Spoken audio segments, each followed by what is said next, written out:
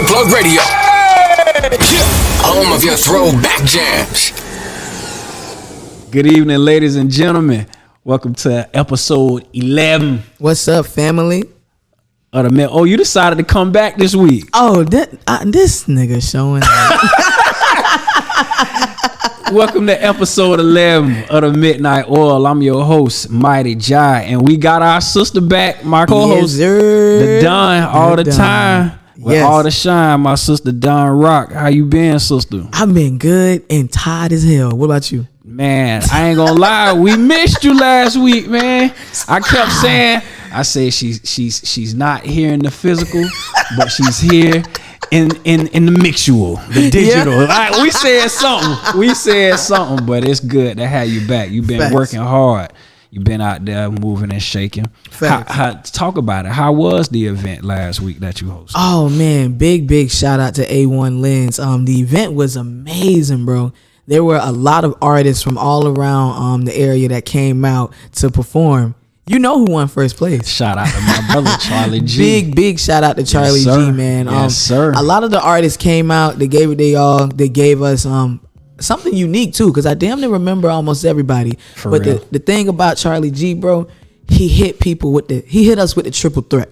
Mm-hmm. He did not play. He came on. He had Can We Talk playing in the background, pulled out the saxophone. So I'm like, oh, you winning the crowd already. We singing with you. Yeah. You killing the sax. And then after that, my dog sung a little bit, and then he spit some hard bars. So it was just undeniable. Yeah, shout out to Charlie. Real happy for him. Real proud of him. I know he put a lot of thought into that. Yeah. So it's crazy having that much talent. We got to get him up here. Definitely gonna get bro up here very soon. But it's crazy having that much talent.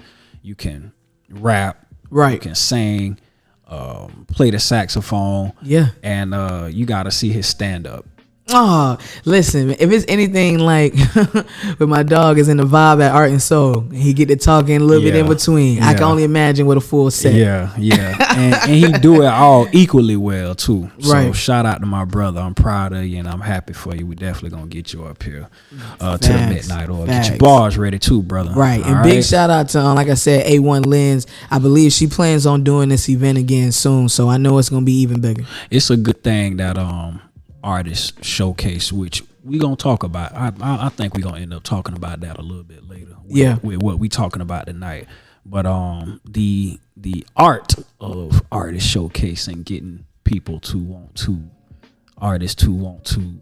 be in them. It's I'm speaking from experience from that side of the game. Like, we gonna talk about that. So we gonna talk about that. Okay, it's gonna be an interesting one. But it's episode 11, y'all. Thank y'all so much for rocking with us and tuning in. Yes. Listen, you can always listen one of four ways. Download the app in the Apple Store or Google Play. Tell Alexa to play Power Plug Radio. Visit the powerplugradio.com site. Let me say that again. www.powerplugradio.com. Or you can subscribe to Power Plug YouTube channel. All right. And always, too, feel free to call us. 727. Definitely call us tonight, man. Yeah, for real. 727-686-0512. Yes. Before I say I don't have no real church announcements, Don, what you got going on? First off, you do have a real church announcement. What's going on? I give mine, but my day is actually after yours. What's that? Ain't you April 1st? Yeah, all right. Well, of course, next Friday. Yeah, I was gonna say that. Okay, cool. But yeah, I was gonna be like next Friday. I got you. I got you. I was about to say, well, my event is next Saturday, so I think. Yeah. All right. So let's do mine first. So, all right. Of course.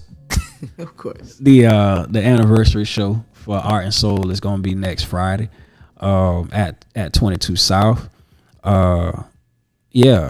It's going down, man. Get your all black outfits ready. We was talking about, outfits, and I never ordered clothes before. I seen something on Shein, and I think it's another site that I want to roll the dice on. You know what I'm saying? Yes. But I've never ordered something before, so I might roll the dice on it. But yeah, man. Like I said, get y'all flies, all black outfits, your sexes, all black dresses, or whatever it is that you want to wear. Come to 22 South, the food hall next Friday. Those open at 9. We got a Crazy it's a packed show. We got Barack Amen. He gonna be hosting the show, doing comedy. We got Tremaine Lamar, R&B neo soul singer. We got Mike King, doing some raps, some hip hop. We got Charlie gonna be ain't no telling what he gonna do. He gonna perform. Right. Who else we got? Oh, we got Amari Dillard, the violinist. Yeah.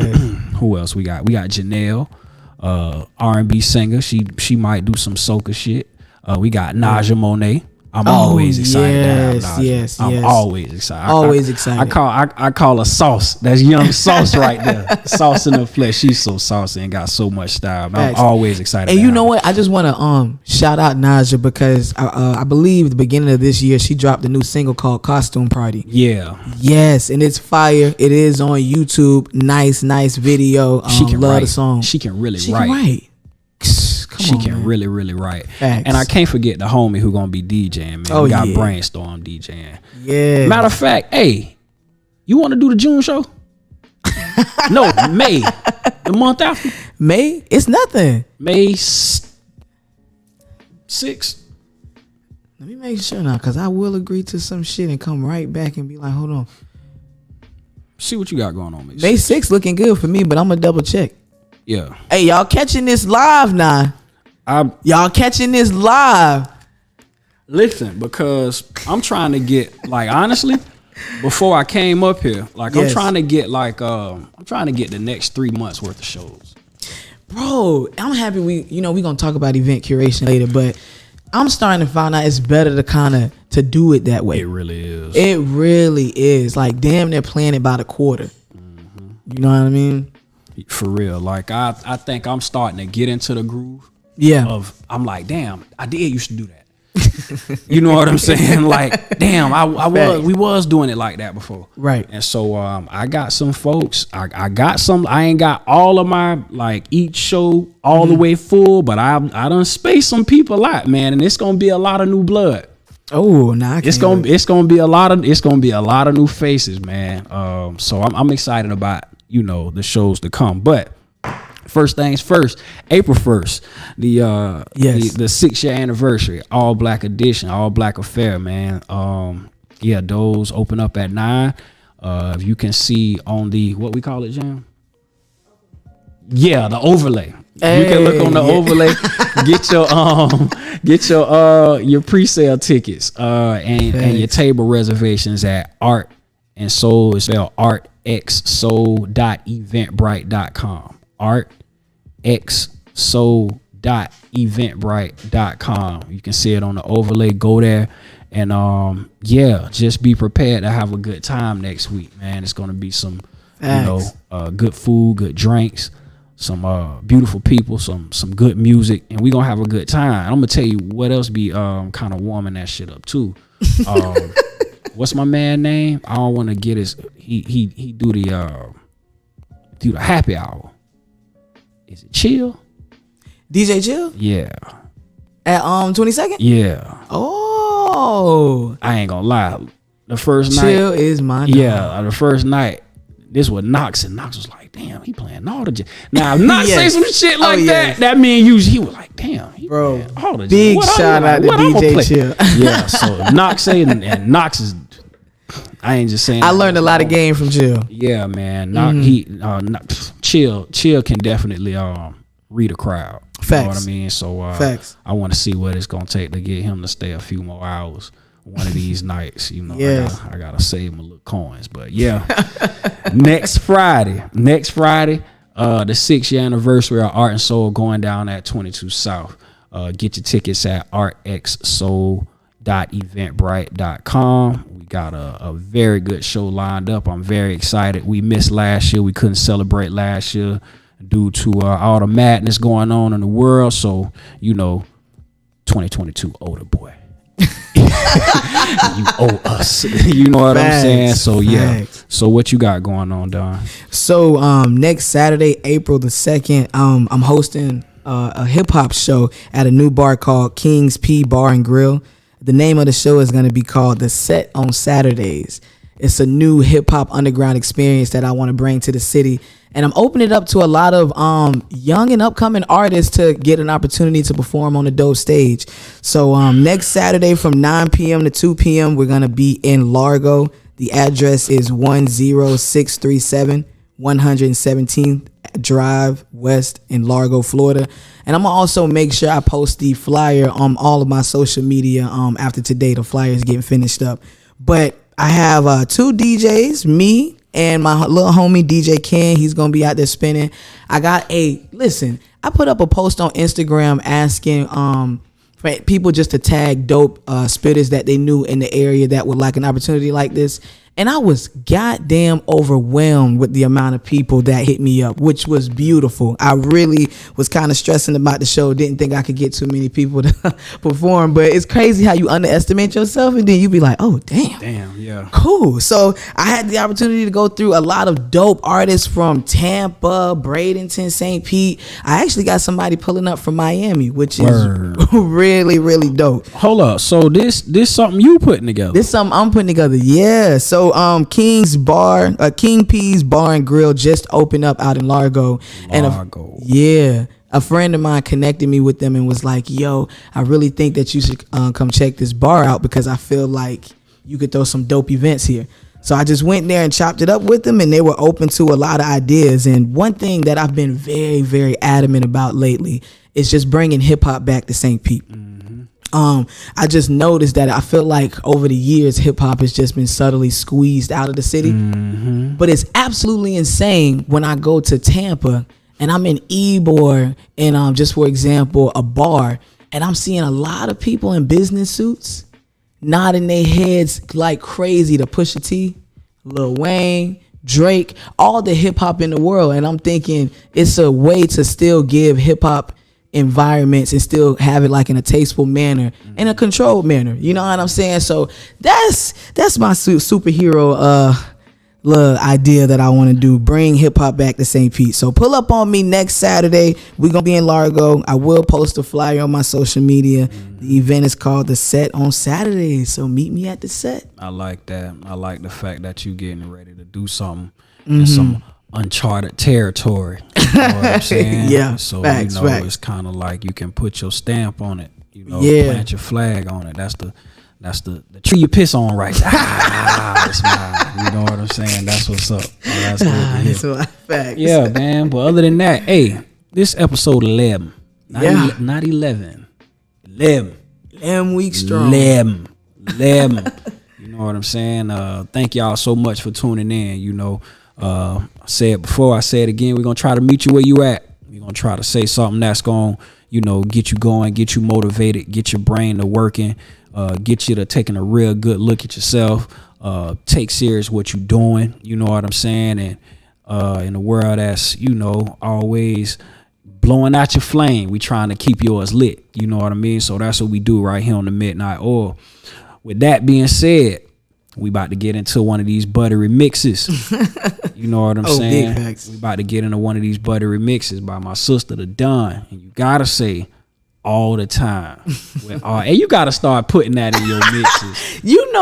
For the longest, and I'm so ashamed to even say this shit. You ain't know where it came from. No.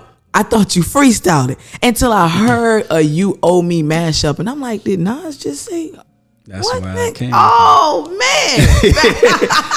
Yeah, you gotta use that. I'm like, wow, that went over my head. Yeah, Many times I heard that. So, but we about to get into one of these mixes, and they usually be about like 11 to 12 minutes. The Don sprinkled a little bit more seasoning on them. She put a little bit more sazon. You know what I'm saying? A little more tagine than usual. Oh, she wasn't here for that. You wasn't here. Oh, Don, you missed it. Listen, we was in here last week eating charcuterie. What? Listen, they brought out the watermelon and cantaloupe, honeydew, and pineapples with this seasoning called tagine. Oh man, Tajin. Never heard of this. Listen. Change. Hey, It changed our life. It changed our life, man. So you missed a good one. Nah, we missed you. We missed you. But it's good to have you back. Facts. You know what I'm saying? We got a pretty good episode tonight. We got some pretty good talking points too. Facts. You know, we gonna sit here and we gonna make some things make sense. You know what I'm saying, from our point of view. So you know, get your last few little sit ups and crunches and bench presses in. You know what I'm saying? Do that homework. You know, you working that night shift, driving that truck, you stocking them shelves. You know what I'm saying? You putting them babies to sleep. You cleaning up that kitchen. You rolling up, you pulling up. Yeah. You know what I'm saying? And you probably just was, just sitting around waiting for us to. Hey, thank you so much for tuning in to episode 11 of the Midnight Oil right here on Power Plug Radio. Let's get into this first mix by Don. All the time with all the shine. DJ Don Rock. Let's do it. Keep it locked right here. Episode 11 is going down to Midnight Oil right here on Power Plug Radio. Let's do it. You're listening to Power Plug Radio.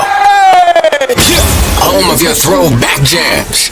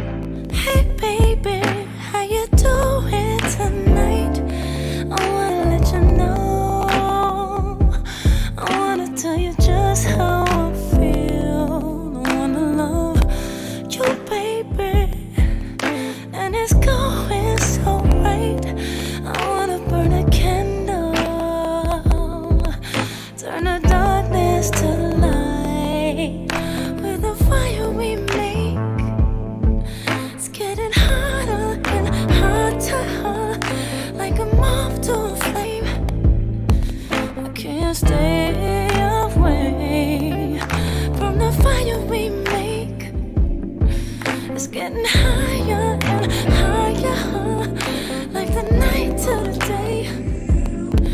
I can't stay away. No, no, no, yeah,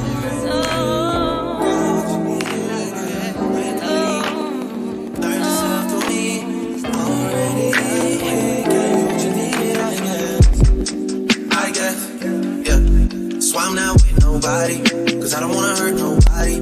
Did it over text, didn't call me. Still got love for your mommy. I know you wanna be somebody, even if you gotta leave somebody. Yes, I'm hurting, yes, I'm jaded. Most of the things I don't wanna say. I won't be around while you chase.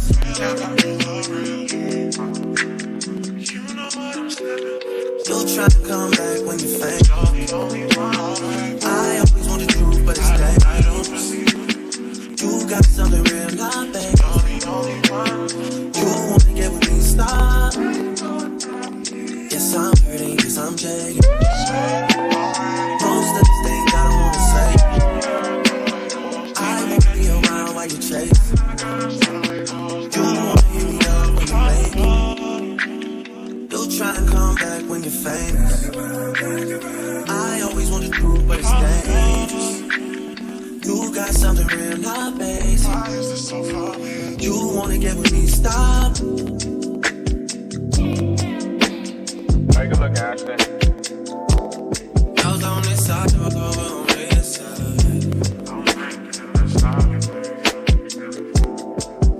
Hey, told me about all your insecurities for what? Drag me like 2 hours to your family's house for what? Said you need some time, but I should stick around for what? Always feel like sticking around's the same as being stuck. LA guns with the aching, getting under my skin. Pretty little youngin', had a nigga confidence, got me too excited. Yeah.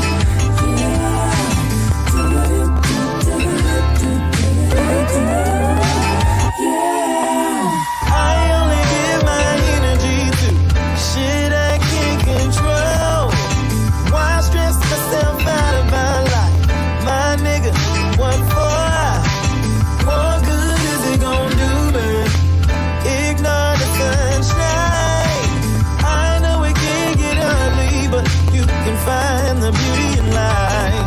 'Cause I'm high and a little too high to get. Baby, no mind, 'cause I'ma be right over there. Minding my business, not black ass business. I just wanna mind my business, into this business. DJ Donnie Love, DJ Donnie Love, DJ Donnie Love, baby.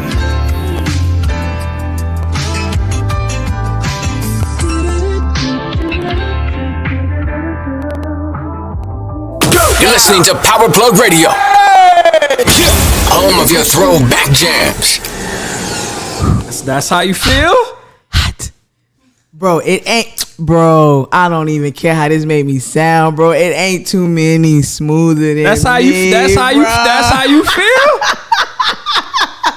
Yeah.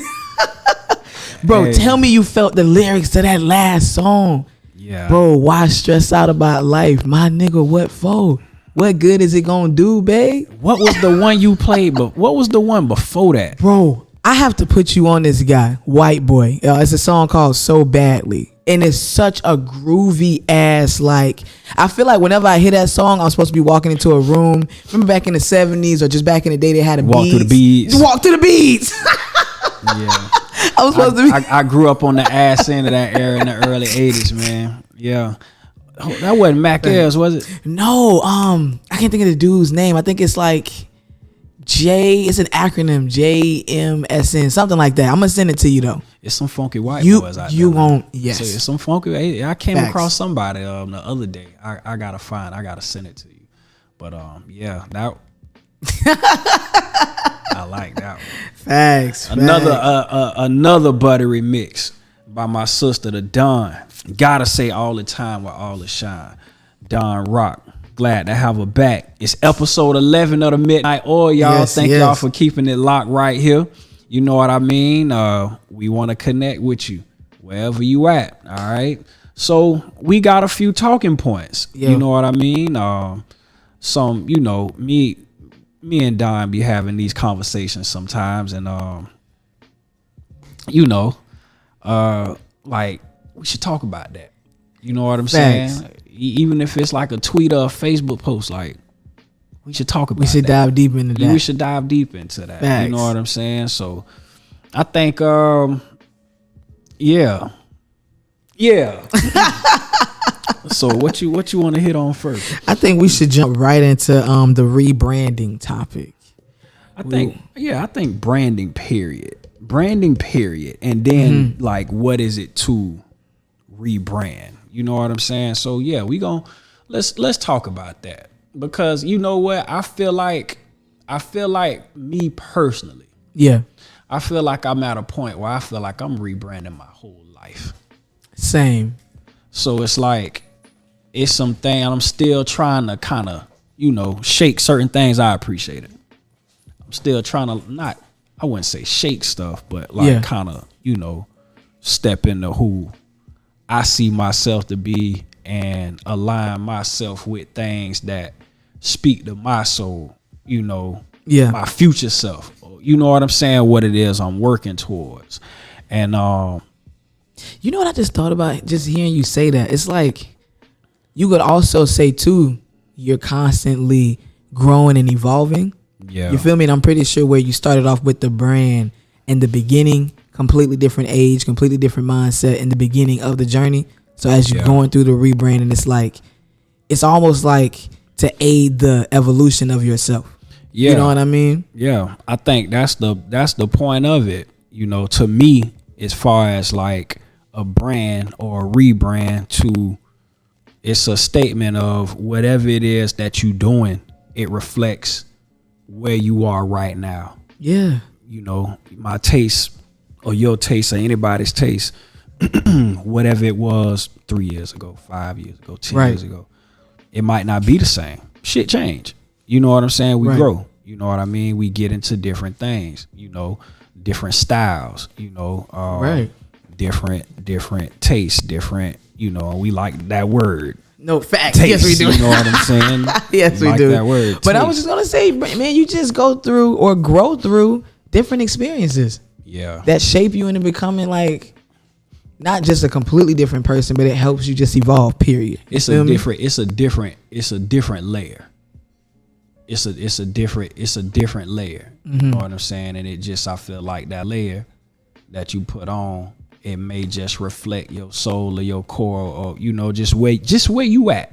And everybody ain't gonna get it. You know what I'm saying? Right. You know, people have a tendency to hold you to where you from, how you grew up. Yeah. You know what I'm saying? And it's like, yeah, but we ain't on that right now. You know what I'm saying? This is what I'm on. You know what I mean? Like, Oh, never facts. mind what they on. Like, this is what I'm on right here, and Facts. that's what it's gonna be until I get on something else. You know what I'm saying? So, just brands. Like, what are, you know?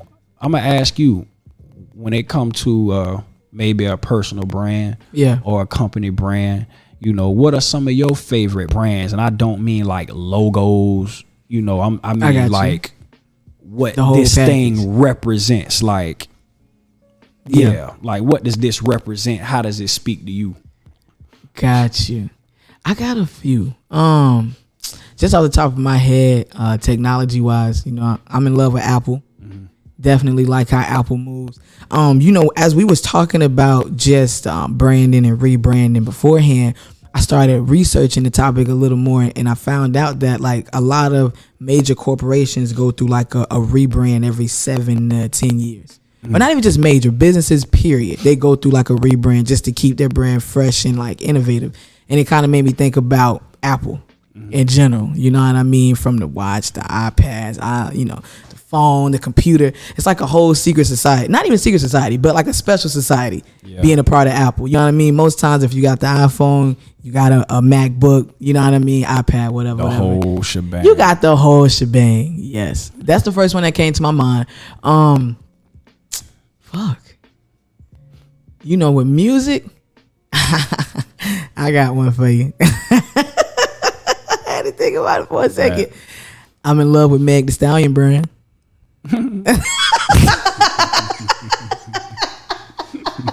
But on the real, I am. And that might add more context to What why is I it was about going her hard. brand that you like? I love the confidence, bro. Meg represents diversity of women. Meg represents I can be the hot girl of the summer, still go to school, get a college degree, still maintain, stand on my own, look at myself like the baddest bitch, treat myself like one, and not take no shit.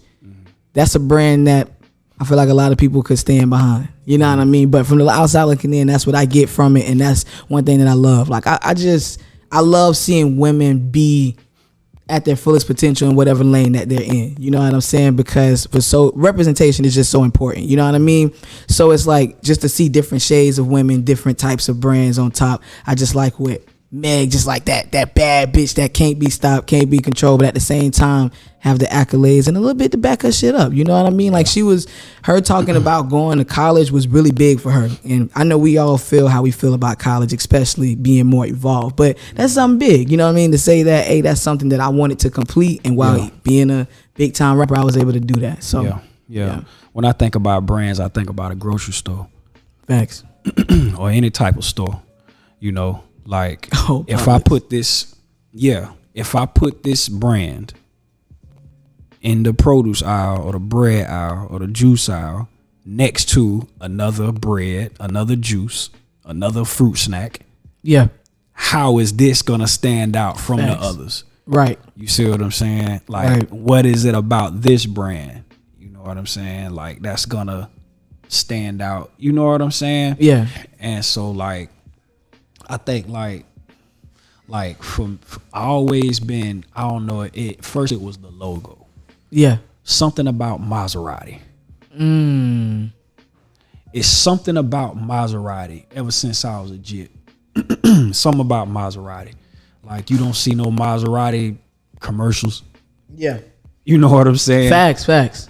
They cars just I don't know. It's like if you know, I you don't know. know. It's like If you know, something, you know. Something. It was something. It's just something about Maserati. Yeah. You know what I'm saying? And then I like when people have like logos and like the meaning of it. You know. And then I was always Greek mythology, big on that. The Trident, Poseidon. Oh, okay, cool. All right. Yeah. So it's a certain type of engineering that go into their cars. You know what I'm saying? Things like that. A brand that I like, man. I like what Puma is doing right now.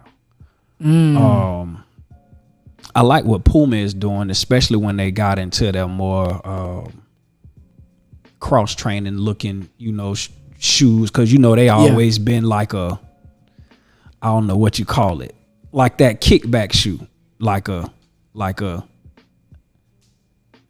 you know what I'm saying? Like that classic looking Puma, like that is gonna never, like that one style. I don't know what it's called. But that one classic style of Puma, whether you get a leather one, whether you get a suede, you know what I'm saying? Like, I feel like I got you. Yeah, it's like it's like a good Krispy Kreme glazed donut.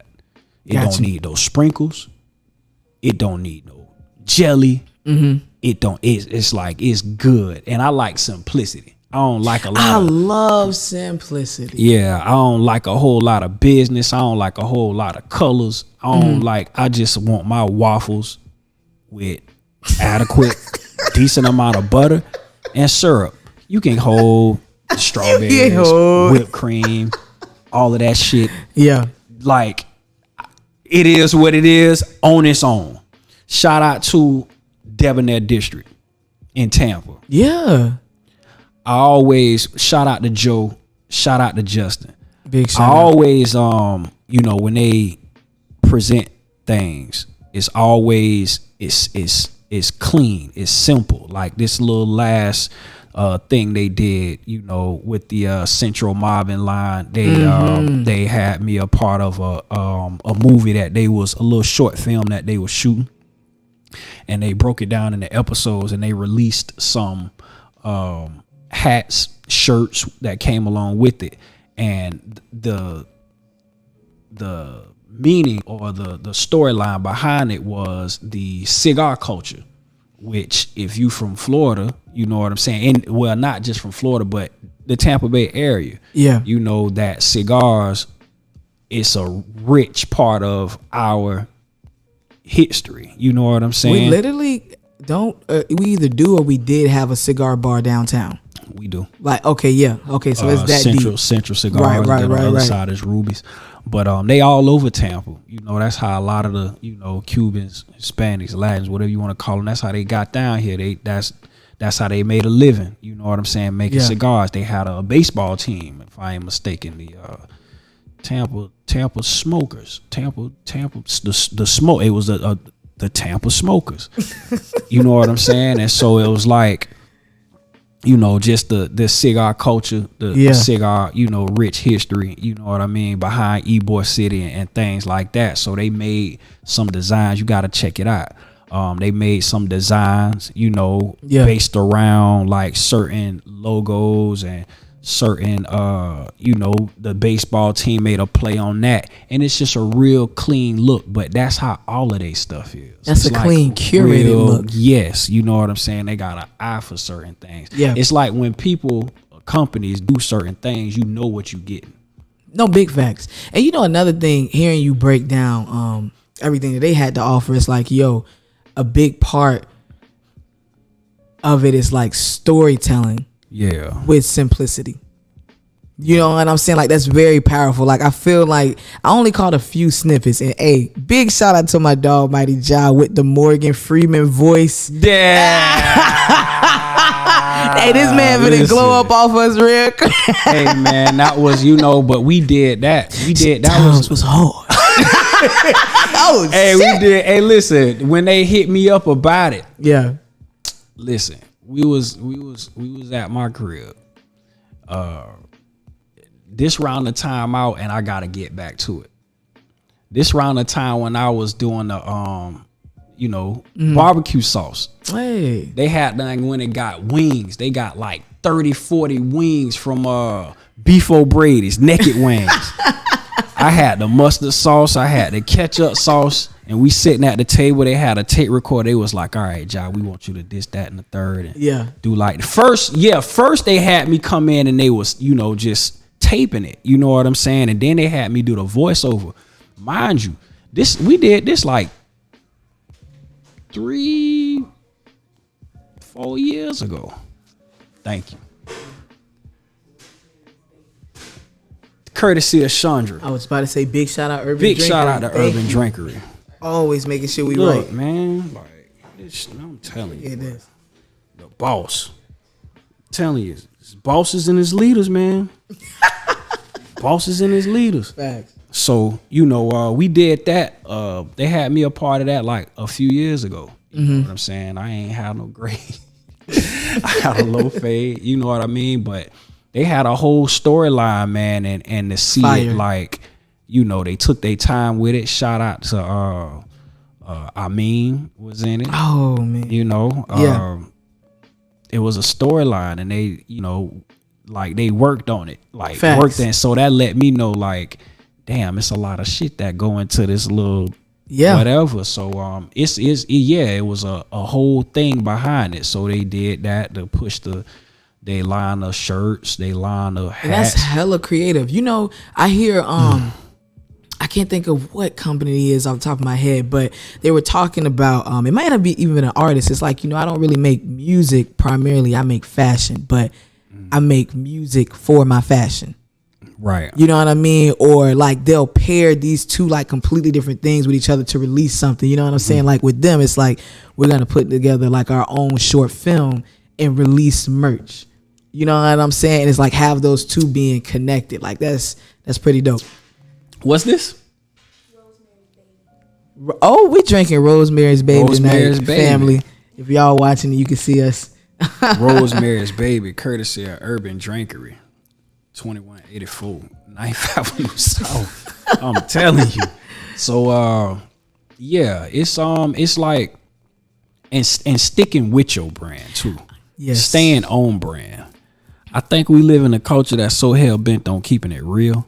It's sometimes it's just like, man, yeah, but it's a Yeah. tricky thing. It's a tricky thing because, you know, I mean, if that's part of your brand, then, you know, okay. It's funny that you say that, right? Just a hilarious moment. Scrolling through Facebook, and there was somebody on there that does, I want to say, credit repair, and she does an excellent job with it. But then I seen a few posts after that where she kind of just broke out of her brand and was just snapping. You know what I mean? And I was It like, happens. it happens. You know what I'm saying? It's like something you don't really like think too deep about, but at the same time, it's like going back to just being on brand. You know what I'm saying? And knowing when to at least separate business from personal. So you have your space where you can still vent on the internet and it has no connection with your brand. Yeah. You know what I mean? If Yeah. that's something that you still want to do. But it kind of just made me think of that. It's tricky, man. I always liked how, like, you know, I'm a big Hov fan. Like when people say certain things about him on the internet, and you know, like for instance, when he hit Future with them bars, I don't what he said.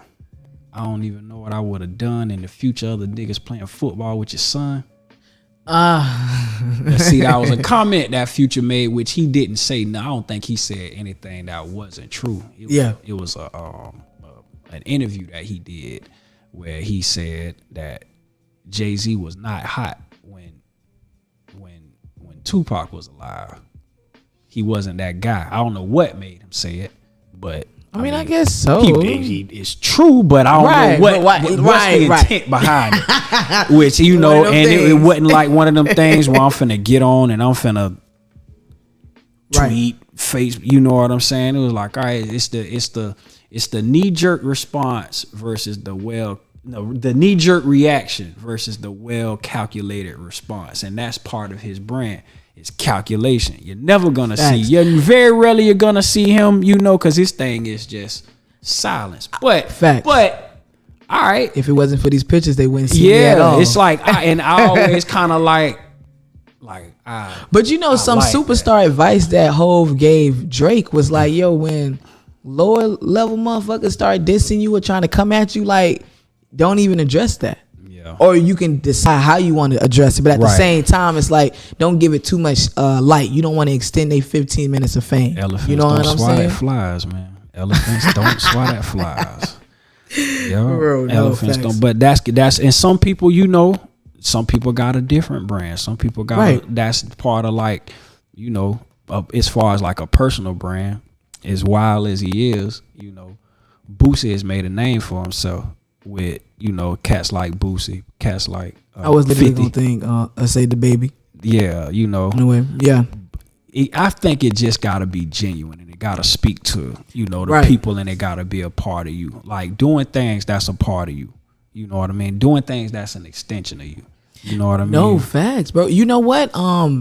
When I heard the stories come out about the comments the baby made at Rolling Loud, which the comments he made, I was just like, I've been to so many hip hop shows and I've heard that type of shit so much. It's like I'm accustomed to it. Not saying it's right or wrong, but when I seen, damn, I forgot just that fast. What was talking about?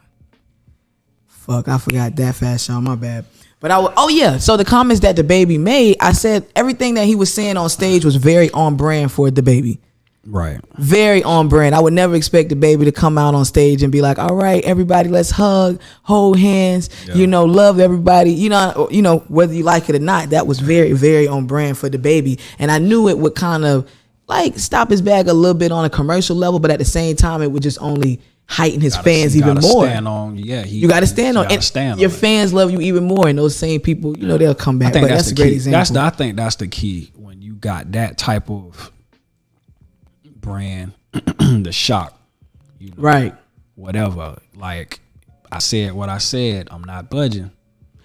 I'm not budging. There will be no, you know, No backtracking apologies. over here. No, I said what I said. You know what I mean? Facts. And that you gotta, sometimes you just gotta, you know, and then also too, but it gotta be you though. It gotta be the be thing you. that I'm gonna tell you, the thing when I started really like realizing like brands, I want to say it was around the time American Gangster came out. And it was the scene where Frank went to go holler at Nicki in the club. And what was going on was, you know, at this time, Frank was wholesaling dope. So he Yeah. gave Nicki some dope, and the name on it was Blue Magic. But what Nicki was doing, he was stretching the dope, which means he Facts. was cutting it. It's not Blue Magic no more. Yeah. And he was like, basically what you doing is that's not what you do with it. Yeah. That's fine, but you can't call that Blue Magic because I Right. just gave you something that you really didn't have to alter. It is what it is, and it like the way I gave it to you. Facts. But you adding more cut to it is not as potent. That's not Blue Magic. You gotta call it something else because what? That ain't the same batch. So he said something. He said Blue Magic. That's a brand name. I stand behind it. He said he said something about they don't have to know me, like they don't know the general manager of something he said was like basically once I'm done doing what I'm doing with this product, this thing, and I put that thing on it. It is what I said it was. You know what I'm saying? And you can take that. You should. I would think that you would take that as is. If you don't want to take that as is, you need to get your own. You know what I'm saying? Right, because right. it's like you tampering with my brand, and that also let me know too. Like you gotta kind of be careful. You gotta protect your brand. I was you just about gotta to bring that up. Yeah, protecting your brand and being mindful of who you let a part of this thing that you doing. You know I'm what? saying? Hearing you say that just made me think of the very first thing that should really be understood about your brand is your core principles and values. Facts. And it don't say even hold gotta- on. Core principles and values. Elaborate. So what I mean by that is it's just who you are and what do you stand for? What does your brand stand for? And I don't even mean that in like a corny sense. Like I could tell with an example, Travis Scott. The brand was always about the Wild Ones. It was always about the Ragers. I would never expect Travis to come out. I mean, maybe now it might be a little different, but you know, before Astro World, I would have never expected him to come out and make no apologies or tell his fans to calm down, because that's what the brand was or is. You feel me? And he stands firm on it. So it's like understanding your core values. So in the times where you could waver, you could bend, you know what I mean, bend the rules of whatever you got going on, it's like you reflect back to that. And it's like, oh, nah, I got to stand on this with my brand. Yeah. You feel me? Like when I hear Yo Gotti, I know this is cocaine music. Yeah, point blank period. When I hear Ross, this is Maybach music. I'm finna feel luxurious. One of the strongest. You know? So one of the strongest. And I know we stand on opposite sides when we talk about brands and rebrands. The rebrand. But that's another interesting one too. I think even with me, like right now, like I said, like I feel like I'm in a space where, like, I ain't gonna lie, it's some gray. Everything ain't like black and white, and I think it's some things that I'm trying to grow through too, and like trying to work through whatever it is, like where I am in life. Like, shit is changing. You know what I'm saying? I'm getting ready to have a birthday. Couple of weeks. So I find myself, I don't know, I find myself thinking about stuff that I never really thought about before. Yeah. You know, my trajectory, where I want to go, and also too, I think just doing things in this space, you know, to create the creative lane, like, what can I do? What do I want to do that's gonna fulfill me? What is it that the things that I want to do that I feel like, as far as music, art, and entertainment, where I can find the service in it. Yeah. You know, and make it special for not just myself and others. And I feel like not on no Christian whatever, but at the same time, God to be pleased. Like, I can feel God like smiling on me. Like, you know what, boy, I like that. You know what I'm saying? I really want to feel like that. And so it's some things that and with that, I feel like it's a certain level up. Yeah. It's a certain level up, and when you level up, you know, your circle's gonna change. Facts, bro.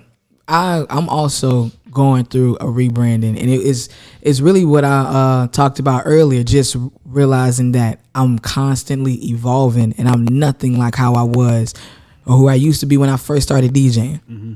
Like, literally, just if I were just to stick with the specifics of DJing, it's like, yo, my taste in music has changed. The way I spin has changed. The way I want to present myself has changed. So it's just like, with that alone, I was gonna ask you, when do you think artists should even consider rebranding, or when would be a good time? You know what I mean? And I bring that up because it's like, I wrote down on my notebook, artists within like the first few years of their career, any little changes that they go through, I don't really consider that as a rebrand, because you're really just finding yourself. Yeah. But at what point, when you start seeing your artists doing stuff that's like opposite of their brand, it's like, dang, maybe you should rebrand and make it, you know? That's tricky. Because we've seen some people rebrand very, very, very successfully. I can think of a few that I was kind of confused with it. And then we see some that just kind of just stick with what they do and just enhance that version of their brand or themselves. I don't know. That's a tricky one. I think when it comes to the rebrand, I feel like the greatest rebrand I feel like the greatest rebranding in rap history is 2 Chainz. Rick Ross. I beg to differ. I'm gonna disagree. Can we get some let me people just to chime in? I'm gonna disagree. And I'm gonna say why I say 2 Chainz. No, I definitely I'm gonna say ahead. why I say 2 Chainz. You know the only reason why I say Ross, and this is so big for me. Wow. He went from being Officer Ricky to the biggest boss. And I know he was telling us he was the biggest boss when he first came out, but that Officer Ricky thing kind of tainted things for a minute. And that's a big no-no in hip hop. So to go from like being widely known as the biggest boss, people don't even mention the Officer Ricky, don't even bring it up. To me, that's pretty big. That's pretty big. I don't consider that a rebrand. You don't think so? No, because he came out saying he was the boss. Facts. And I think he just stuck with it. I think Facts. I think that's a testament of I'm gonna stay Just sticking with- I'm gonna stay on brand. And then when he came out with Teflon Don, he was like, it's simple, it's clear. Right. You know what I'm saying? I'm here, and it didn't derail me. It didn't stop me. You know But I what I'm feel saying? like I can feel that. I can feel that because it didn't definitely, stop. by technicalities, yeah, that definitely wasn't really a rebrand. But Nah. I kind of felt like it was a whole energy. Yeah, it was shift. it was an energy shift. It definitely was that, because Facts. it was after a victory. Facts. Well, he had a Yeah. very big W against somebody who was at that time the most formidable nigga in the game. 50 was the most formidable at that time. at that time, because I kind of feel like at that time he went on his way out the door. When was Could that? have been. Could have been. You got to remember, like, Right, he had done right. He had done got Facts, Ja facts. Rule out the way. He did. And he calling out everybody. That's true. He even getting niggas out the way in his own camp. No, that, You know what I'm saying? He done went at everybody. He done No, went that's at so Jay-Z. real. Like he getting his own people out the way. getting his own people out like the 50 way. was 50 was Facts. very formidable. Facts, you know what I'm facts. Okay. saying? And 50 was like right.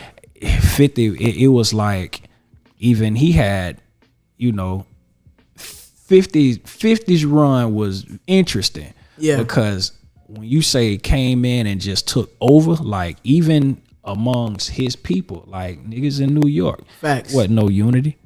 It was every nigga for theyself.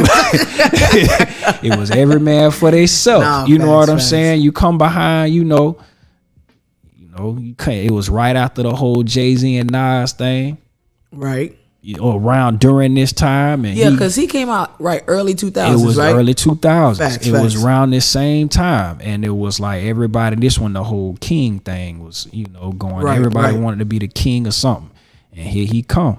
Like, No, for real. I'm finna mess all of this up. You know what I'm saying? First it was me and my Nas, just me. You know what I'm saying? And it was a thing. Like, Yeah. it wasn't really no.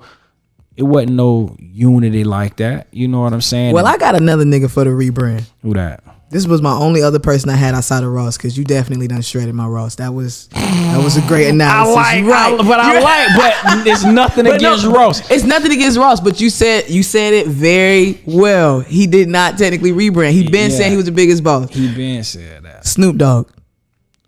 That's just, But I still give you Yeah. chains No, because I no. can't. But I got no, Snoop. I you know what? I think Snoop is just it's when you say rebrand, I think Snoop is just evolution.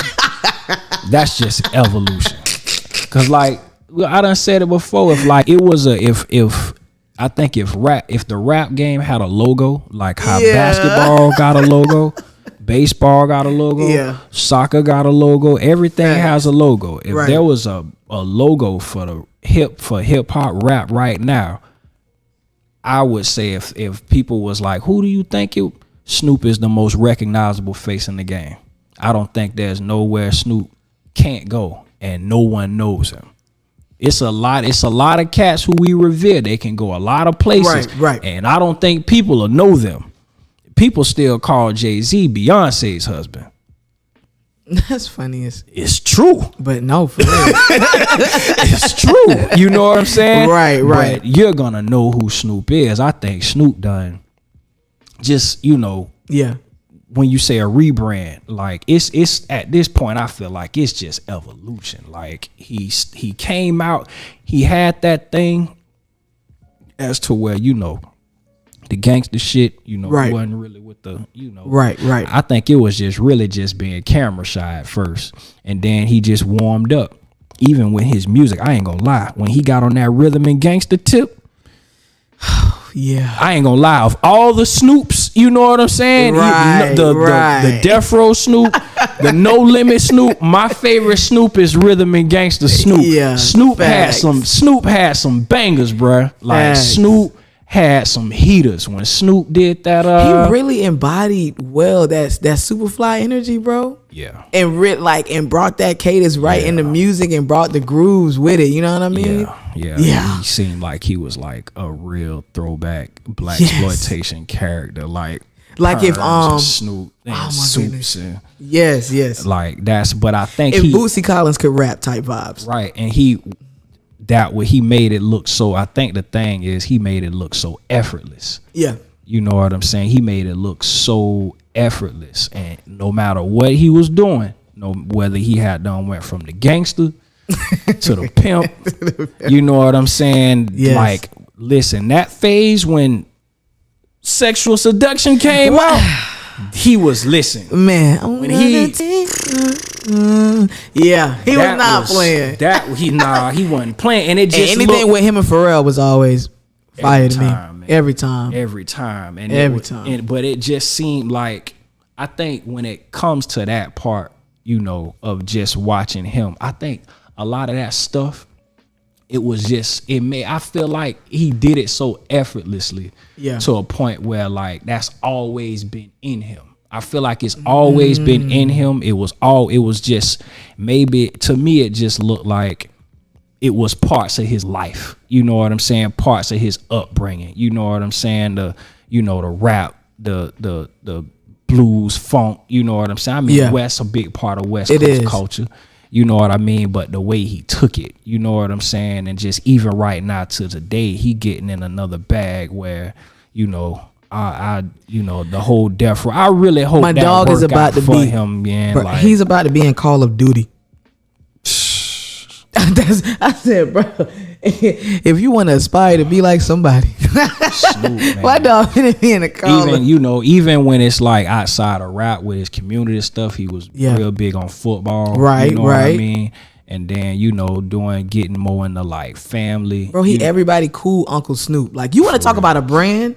That's a thick brand. Like, that's Uncle Snoop. I'm like, Snoop, man. you know what I mean? And everything that come with that. He gonna be like, I don't know, in this game or in this age where growing old or getting old and rap just seem kind of that's kind of. I think he's gonna do it like on some Willie Nelson, like real rock star type shit. Yeah. It's only a handful of people. He's up there.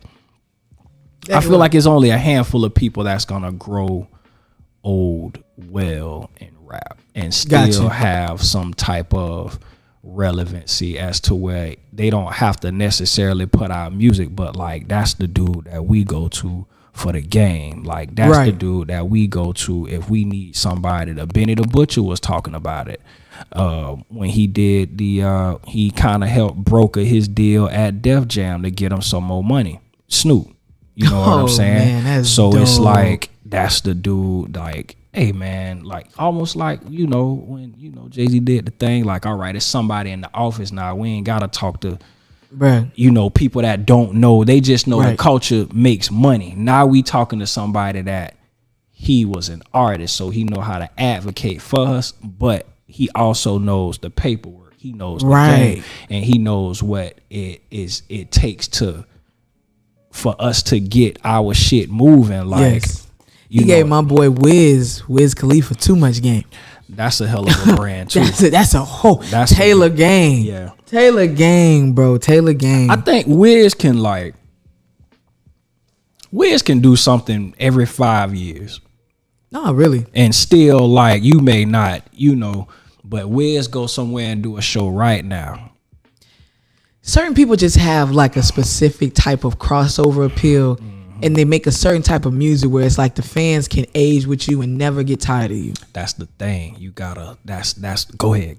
Nah, that's all I was gonna say. Nah, that's the thing too. Like, your audience. I think when you grow that audience, you gotta remember you're getting older. You're maturing. Your audience is growing with you and maturing too. Right. You know what I'm saying? So that demographic gonna change when you come out, and you may be young and you might be getting to the, like we was talking about Wale. Right. How he did when he came out, he was like Yeah. one of the few cats that was killing like the college tour. Yeah. Now it's like them cats that was in college that started off with you, they early 30s now. No, They literally. got fans, you know what I'm saying? So it's like you kind of It's like what you said. We got to meet you where you at. The artist got to meet you at. You don't like. that's when you can kind of tell your artist kind of like, you might need to put the cleats up. You know what I mean? When the rapper start rapping over your head. You know what I'm saying? In terms of just like content, not like you can't understand it, but the brand just like it ain't on no more. But I do feel like there's a few lanes in life, in business in general. It's like, yo, I don't know, like you have fans in this little space here, like you damn near locked in for 10, 15 years. Like if you are an anime person, you know what I mean? People read anime from, you know, as young as they can and still will read it into their 50s and 60s. Like that's a culture you can grow and evolve with. So I've seen rappers that make that style of music or cater to that type of audience still hold longevity with their people. Yeah. You know what I'm saying? I definitely feel like, come on now, that Ganja Green is definitely a huge culture. You feel me? Yeah. And if you're a fan of Wiz, his music, like what he was talking about, just having good vibes, chilling, staying away from the drama, getting your money, like that type of content. That's what you on. It has so much longevity. We keep seeing it where it's like you talking about chilling, laying low, doing your own thing, being your own person. It's a lot of longevity in that. Yeah, it is, man. Like that's that, like you said, that's that kickback. I'm out the way. That no drama shit. And a lot of people have, you know, we've seen different variations of Wiz and of that lane. Yeah. You know what I'm saying? And I think that's the cool thing when you open up a lane or you create something that this demographic of people or this style of person has been around. But now it's like, I'm finna make some music, or I'm finna create some clothes, or I'm finna make a product for this lane and I'm finna put it out there, and it's like, boom, I'm finna kick the door open. And then it's like, you got a Wiz. You got Snoop. You got a Snoop. And then you got a Wiz. And then you have maybe a Dom. And then I gotta throw it up the Currency. A Currency. My dog Currency got his own basketballs. You got a Larry June. Larry June. Let's talk about it, bro. Talk about the motherfucking brand when it comes down to Larry June. Everything that this man is talking about, like this man has revolutionized for me positive rap.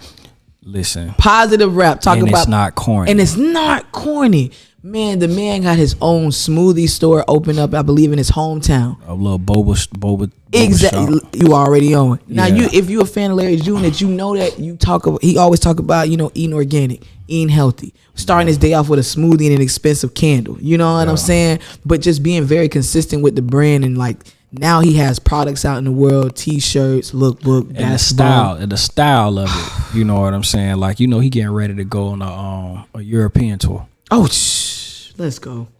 He getting ready to go on a European tour. Let's go. I think that's right now. That's that's one of them brands, like with his merch. No, the lifestyle, his merch, you know.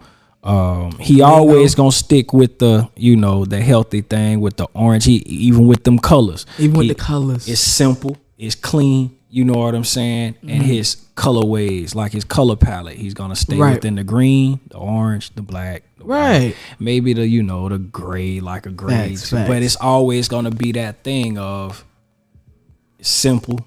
Right. It's an extension of me. Right. You know what I'm saying? And it's just like on some, hey, hop on a bike, get a smoothie.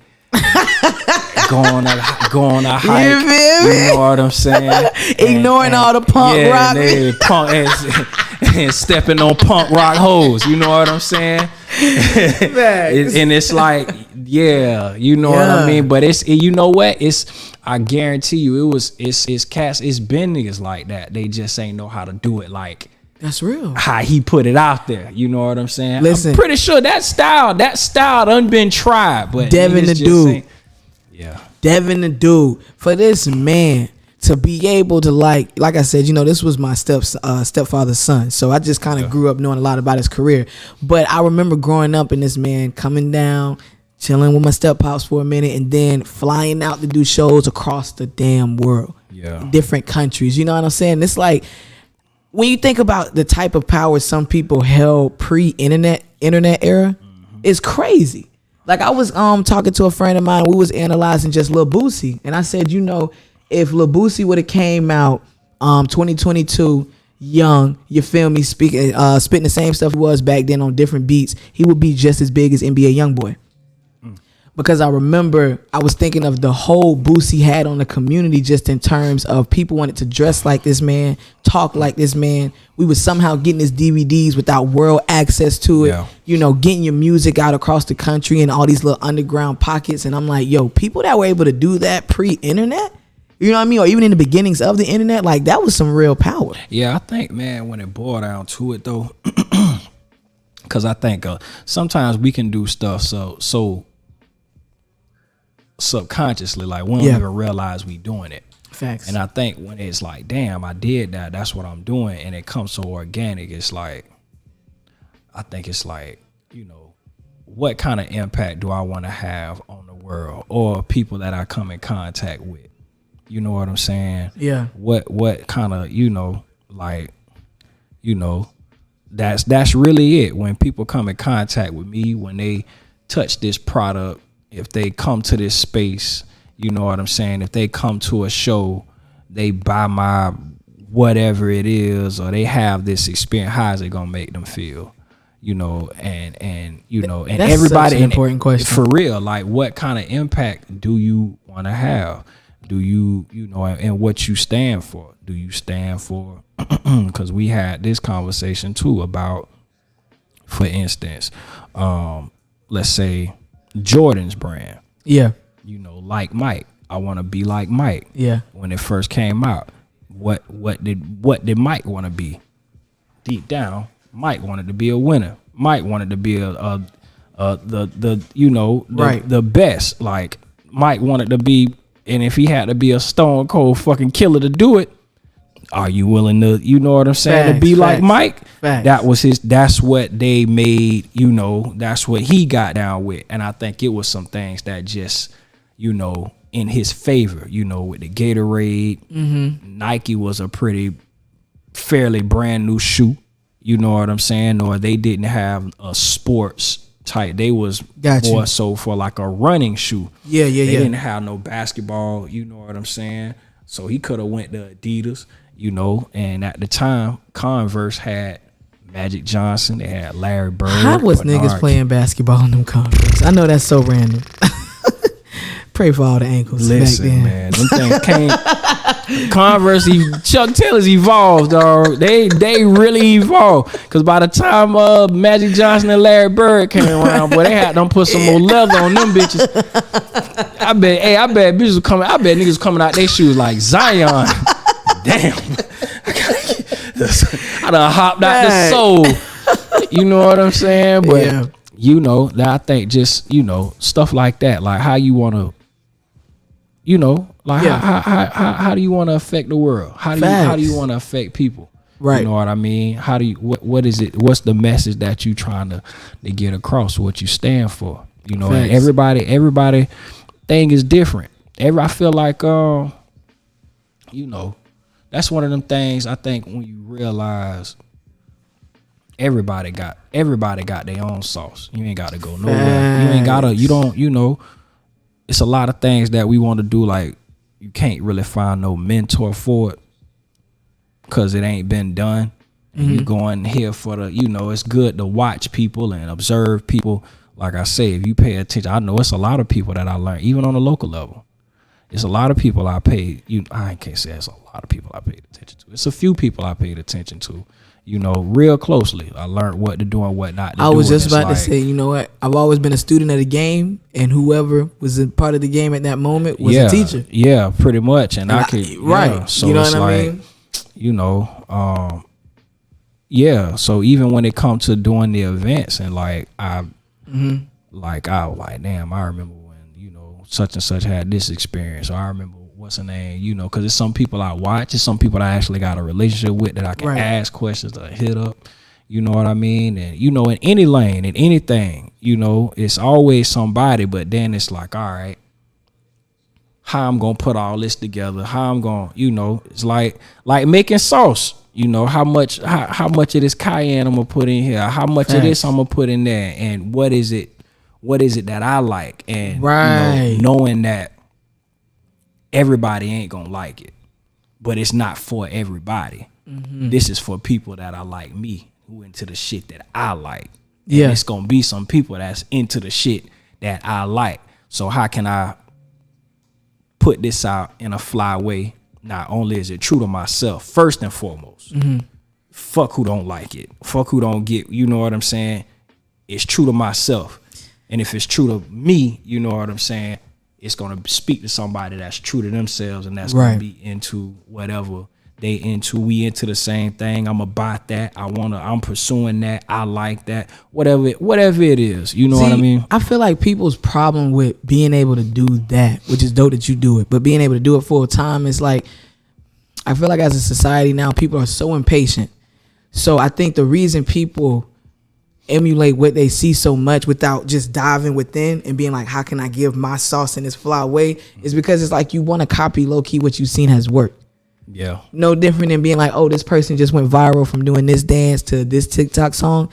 No disrespect to it, but it's like, okay, cool. Now let me try that, see if I can replicate that. And originally you might be thinking like, just for it as an artist, for example, like, yo, I kind of got my own song I could do a little dance to, but I low key rather just follow this trend real quick. Like even in small moments like that, that's when that type of theme comes up, where it's like, you got to be more patient with your journey, because when you breaking something new, and I had to learn this myself, so know that I'm definitely a kettle that had to learn. Oh yeah. You feel me? But when you doing something new, it take time for shit to catch on. All right. I think that, but you know what? I think that's real natural though. Yeah. Miles Davis got a quote. He said, you're going to play like a lot of people before you learn how to play like yourself. You know what I'm saying? Case in point, if you ever seen the movie Ray. Oh, the Ray, right? That's why I got these glasses, baby. All right. So you remember like when they was trying to create a sound for Ray. Yeah. And he was doing them songs and they was like, that sound like such and such. I'm like, oh, that's nah, because that sound like, you know.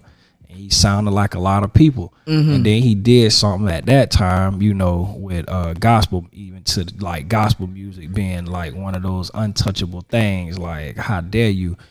He put worldly lyrics and certain feelings with, you know, gospel chords. Nothing, you know what I'm saying? Like nobody's doing that. And it's like, Right. I think, you know what I'm saying? Okay, all right. I think, but you know, it's like, you know, Formula 401. Basically, that's a lot of what it's Formula 401. You're gonna probably do something 400 times before you get that 401 recipe formula, whatever. Gotcha. Like that's it. But like you say, I think just being patient with it is just like. We both got locks, right? We both got we both got dreads, right? Right. I know for a fact there was a point that you wanted to cut them bitches. Yeah. You see what I'm saying? It's like, Facts. you know, Sean here, you short. And I know when I was at that, like, man, this shit ain't going nowhere. You know what I'm saying? I know this ain't going nowhere. I think it ain't going. Like, what? Every dreadhead experienced that moment at least once in their life. Where it's like, my hair not growing. Listen, I got pictures you should have seen. Like, you had to see. Like, you gotta remember. Like, you remember me from the 360 spinners. Man, listen. Like, I had everybody looking at me weird. My daughter was looking at me weird. Like, daddy, like, you need to get a man. But I knew. Like, I was really, to be honest with you, I tell anybody. This a 10-year plan, so you might as well get used to it. I can't. I say this. You can. I got what this. I'm coming up on 2 years. I got 8 more to go. Then I decide where I'm at. But this is a 10-year plan. You know what I'm saying? I'm finna let this do what it do. But it's like them stages. Yeah. You know what I'm saying? Them little stages. Like. I remember when I wanted to cut it. I remember when I like, man, this shit, you know what I'm saying? And then I remember the first compliment I got. And of all people who told me they liked my hair at a time when I really wasn't feeling it, it was my grandma. Hey. It was my grandma. My grandma Helen is very, you know, old people. They say whatever. And she was real. Like, who did your hair? And I was like, she go. Who did your hair? I did. How you did that? How you did that? How you did that? I did it with a sponge. and she yeah. Stick with it. That's how you doing yours. Stick with it. I can tell you, hey, stick with it. But she's before she said it was like about 5, 6. She was like, I like that. You couldn't after that, and I was probably like 4 months in. Man, you can't tell me nothing. My grandma said she like, you know what I'm saying. But it was just like, just sticking with it. Stick with it. Stick with it. You know something so wild, bro. You know the reason I got dreads? Why? Y'all not gonna believe me. But I was in middle school. I think I was like in 7th grade. And I'm a tender-headed nigga, you know. Always cry when I got my hair done. Never wanted to go through that no more. But when Crime Mob dropped Nucky If You Buck, oh God, I put this on everything. Shawty said I come in the club shaking my dreads. Oh man. Hey, that next summer I went down to West Palm Beach. My uncle took me to a Haitian lady, got me right. Oh yeah, it's been over ever since. They put the tools on your head. I was trying to lock my own hair, so I was doing a 2-string twist. You feel me? Trying to be T-Pain or whatever. Yeah. But it was like, oh no, you want to do it for real? And I'm like, yeah, I'm ready to lock up. Like I ain't gotta ever get my hair done again. Yeah. You know what I'm saying? But yeah, that was when I was 13, man. Word. That's a while ago. Yeah, man. You just gotta think that's one of them things, you know, whether it be personal, whether it be business. I think, you know, for me, you know, and maybe for a lot of people too, it's like you can see the end result, right? But you don't necessarily know how like you gonna dot them I's and cross them T's to get there. And a lot of people, you know, I think it's a lot of people hate to admit that they have an end result, but they really don't know how they gonna get there. Like me, I can honestly say, like maybe the past, like lately, I've been trying to plan more. I haven't been I'm not the best planner. Yeah. You know, I got a lot of insight, but my foresight is something that I really been trying to work on. So I really been trying to see more steps ahead. You know what I'm saying? Instead of maybe a few steps at a time, like, all right, like see this shit all the way through. Right. Whatever it is. You know what I'm saying? And it's like, all right, I don't necessarily know how, you know what I'm saying, but it feel right to me. You know what I mean? Like it feel right, it makes sense. All right, how about I just step out and just, you know, I just pick up whatever I need on the way, and then I might gotta go to the drum or whatever. Bro, you know? One of my favorite Big Sean bars of all time, he was like Big Sean is Aries. Oh yeah. I fuck with y'all. It's Aries whatever. I know it's kind of warm in here. But yeah, my dog said, shout out to the Aries. I know I'm gonna get it, I just don't know how. Yeah. And that always hit me. You know what I mean? Cause like when you know, like, oh nah, I'm gonna be who I said I'm gonna be. But the how, we working on it. Yeah, man. We work on it. We figuring that out as we go. Yeah, man. So that branding, man. But I ain't never even hold up the rebrand. I ain't never even get on my 2 Chainz thing. Trying to talk me out of that Rick Ross. But listen though, I think you know with him and his rebrand, like. I think what's dynamic about this shit to me is like I remember you know when he was in the Titty Boy phase. We count that. We have to. We have to because that's the whole part of the rebrand. How can I debunk your shit? Yeah, like we have to. That's like short dreads. You know what I'm saying? He was tall and real lanky. Right. Disturbing the Peace, which I ain't gonna lie, I always thought Ludacris was. I mean, I thought he could rap, but I wasn't on Ludacris like that. I ain't really get. It wasn't until he did his verses to where I was like, damn. The brand was always fun. Really, yeah. At that time, I wasn't really trying to. That's because Kiss had you, man. If you was a Jadakiss fan, you was not really. the way Hov and Kiss talking, and man, I'm trying to hear that. But now, like, I ain't gonna lie, like after his verses, like going back listening to him, I'm like, damn, this nigga was really rapping, right? Like, and he was really like flipping flows, and you know what I'm saying. But when he had the whole Disturbing the Peace thing, like looking back at it now, it's kind of like 2 Chainz. he ain't really, you know what I mean? And then it was his situation too. Like he had to come up with some money to, Gotti was in the same situation, had to buy his way out of something. Right. You know what I mean? So it's just like, all right, I'm in this, I'm out of this situation, and I see myself to be the star that I feel like I always been. And this titty boy shit ain't gonna work. You see what I'm saying? Yeah. This shit ain't gonna work. I don't really know how I'm gonna market. You gotta think about that too. Like, right. How am I gonna market this? How am I gonna, monetize this? How can this get across to? How can this get outside of my city or my area? You know what I'm saying? I might want to get these little white boys, these little white girls, because it's like I'm thinking you might want to think a little global. You know what I'm saying? All right, this is what I'm gonna do. I'm gonna go on this run. I'm gonna get on this tool, and then I think the whole true I think that's pretty damn dope. And to do it at the age that he did it. Yeah. 36, 37, 35. Like, gotta talk about that. You gotta talk about that. Did you see his Earn Your Leisure interview? No, I haven't. I was trying to watch his it's funny. Trying to watch his Drink Champs interview, which it's 3 hours. Yeah. I'm not finna sit there. I feel like your Drink Champs getting longer and longer. Man, y'all want my afternoon? But Nori really fuck with 2 Chainz. He really fuck with 2 Chainz. Lit. I asked that question because 2 Chainz talked about how when I can't think of what major deal he signed that helped take this brand to another level, but he said, he knew, like, before he even signed a major deal, like, I was already popping all over Georgia and I was getting bookings outside of the state, and I was starting to go across the country. But at the same time, he was like, I wanted to be a global icon.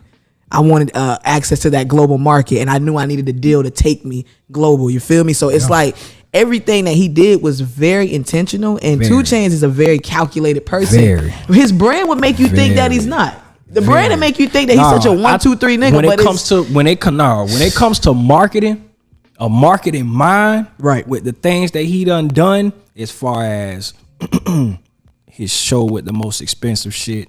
Facts. What it was, pretty girls like trap music. I think that was awesome. Right.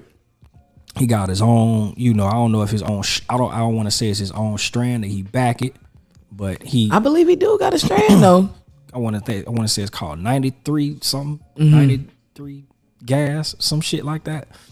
His Escobar Lounge. Yes. Then he got which I really want to go and check it out. Got that. He got the he got the little pamper. Is the Trap Museum his? Nah, that's T.I. not. Okay. Oh, big shot to T.I. Just that whole the things that he have up under his umbrella, and there was an argument one day with me and somebody. I think me and you got it too. He said, I said, because it was the same thing. I think it was a Facebook post. I said, 2 Chainz has I think he has the best brand in rap. Oh, okay. And somebody else was like, Ross. And they was like, what? Look at Ross put, and it was like comparing portfolios. And I was like, okay. That couldn't have been me, because I know who it was. I was about to say I know exactly who it was. The brand mogul Chain is, bro. I put Chainz up there with Snoop Dogg when it comes down to that. He has niche things. Right. As opposed to Raw, nothing wrong with it. No, right. Just two different Ross got certain partnerships. Ross got the Bel Air, you know what I'm saying? He has the chain, or whatever, right? Checkers, Wingstops, you know what I'm saying? But it's like, I ain't gonna say but, like 2 Chainz has a semi-pro basketball team. Oh shit.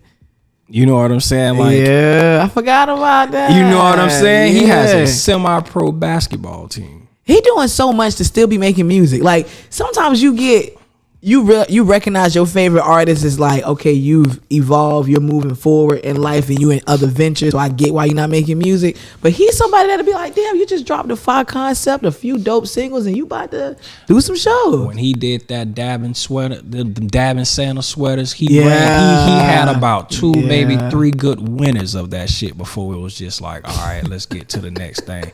But he was on a nice little run. No and I think the facts. thing that I really fuck with 2 Chainz is he makes being a family man look cool as shit.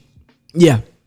He make that look real cool, and Facts. you know, coming out the era where, you know, the industry used to tell singers and rappers and people in urban, you know, entertainment, if you go, you know, you got a family, you gotta tell them you single, that'll help you sell. You know what I'm Yes. saying? And we ushering Crazy. in this thing where in rap, just talking about hip hop, where, you know, we on that.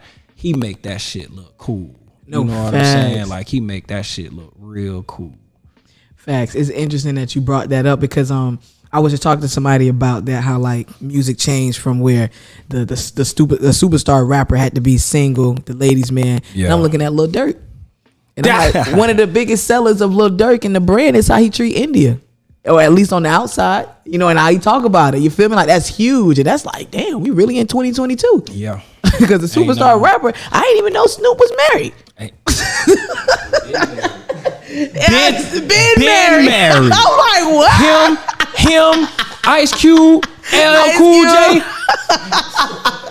LL Cool J was wildin'. Niggas whole married. LL Cool J was wildin', man. These niggas was wildin'. Yeah. So it's like to come from that era, you know what I'm Right, saying, right. to where we at now, like, niggas got families and that shit look. Hey, they shout make out to that Hove shit and look- B. The way Hove rep B. Yeah. Niggas seen B with Hove. It's like, oh. Yeah. So it's like that shit look cool, man. Right, Like, right. That shit look cool. So I think, man, just whatever speak to you, and you can tell it's like when you look at certain people and you look at, you know, you can tell what's the texture of what it is that they doing, if it's real to you, if it speak to you, or if it's Right. real, if it's even real to them. You know what I mean? And they true, or they sticking to what it is that they truly believe in, though. So Yeah. as far as the branding, rebranding, you know, I think I'm going to give it to you with. No, I Who ain't that? giving you shit. I'm sticking with hey, I can't, but you know what? You can't argue. 2 things can be true at the same time. Right. 2 things can be true, but nah, it's like, but Snoop though, it's like it's kind of hard to I group can't- him in. It's like I can't let the image go of Snoop on TV cooking with Martha Stewart when Martha Stewart was Martha Stewart. You know what I'm saying? Like, that was, I'm like, yo, this the same man that beat a murder charge? Snoop Cooking with Martha? Snoop, Huh? Snoop smoked the joint. Smoke the joint. It's like It's like, oh. it gets no more. It gets no more Snoop than that. You had to Right. hear him tell the story about how he had done hit the joint like 5-6 times in the White House Man. during the Obama presidency. He said he hit the joint. He was like, yeah. I was like, that's crazy. I said, that's crazy. Like, that's as Snoop as it gets. That's so funny. But just he been like that in Yeah. just different variations. But that's what we love. That's on brand. But that's crazy how you can be able to evolve. It's like Yeah. you change, but you the same. You see what I'm saying? Like Facts. it's like, even if I try this new thing, it's still me. Or I'm into this new thing, it's still me. It's still. Tyler the Creator is another good one. Here you go. I ain't gonna put it. I'm not gonna put him too high. I already. He's still a weirdo. But He's not as weird as he was, but he's still a weirdo. man, talk whatever you. And he's definitely on brand. My man's went from rapping about. We on YouTube live, so make sure I don't say nothing too crazy. But he went from rapping about doing things with dead bodies, you feel Yeah. me, to just talking about loving people and Yeah. love yourself, The love video, everybody. the video, Two he extremes. Ate remember the video? He ate the roach beetle. Yeah. Bro, I came from an Odd Future era, bro. So you know I'm a stand for. I remember when it was ushered in. I remember that. That was the whole blog. I'm a blog era. You know what I'm saying? I know. I already know. I was like, what the fuck? Y'all listening to who? A nigga named what? Earl Sweatshirt. Man, get this shit out of here, man. Hated it. At that time, hated it. Man, what? Hand me that. You still hate it? I have a Niggas gotta get serious real quick. I have, you know what? I like I Igor. respect it. I know. I like Igor. Okay. The minute my cousin put me, it took me one time to listen to Igor, and I said he's gonna win a Grammy. I knew it. Facts. I knew it. Now this last album, I don't like it as much as Igor, but Same. it's What about Flower Boy? I ain't listen to Flower Boy because it was called Flower Boy, but I give it a shot. You see how there's certain rules in hip hop some niggas just don't let go. That's why I wanted to throw Rick Ross up there. It be certain rules. But you know what? I give it a shot because my palate is trained now. Like I was saying, how I used to be able, like niggas I really didn't like listening to, like 90s, 2000s. Like for instance, Ludacris. Right. Man, listen, I listened to Roll Out. I was like, some 20. Yeah. Okay, yeah. Man, who's your weed man? How do you smoke so good? You's a superstar, boy. Why you still up in the hood? Well, in the world is in that bag. What you got in that bag? I'm like, this nigga is really. I'm like, damn. I ain't catch that then. Like when rappers play a lot. You don't take a that no, but I do. But when they play a lot, that's what be having. That's what make the bars and the rapping ability go right over your head. Now it makes sense because I done seen 2 Chainz. That nigga play too much, but it's like, listen, he done said it. He say, watch. I'm gonna get on this Yo Son shit, and I'm finna do a project.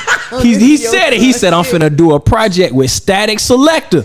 I'm waiting, cause he finna. 2 Chainz. Come on, bro. Listen, 2 Chainz. Listen, I don't want to hear. 2 Chainz done did what? I don't. When 2 Chainz, did you hear? All right, go listen to AZ's latest project. AZ, right? It's vintage AZ. Okay, AZ got a song with 2 Chainz called Motorola Error. You know 2 Chainz done been on a song with De La Soul. Yes, but we know why niggas going to get Chainz, bro. Cause he can rap. Okay, why are they going to get Chainz?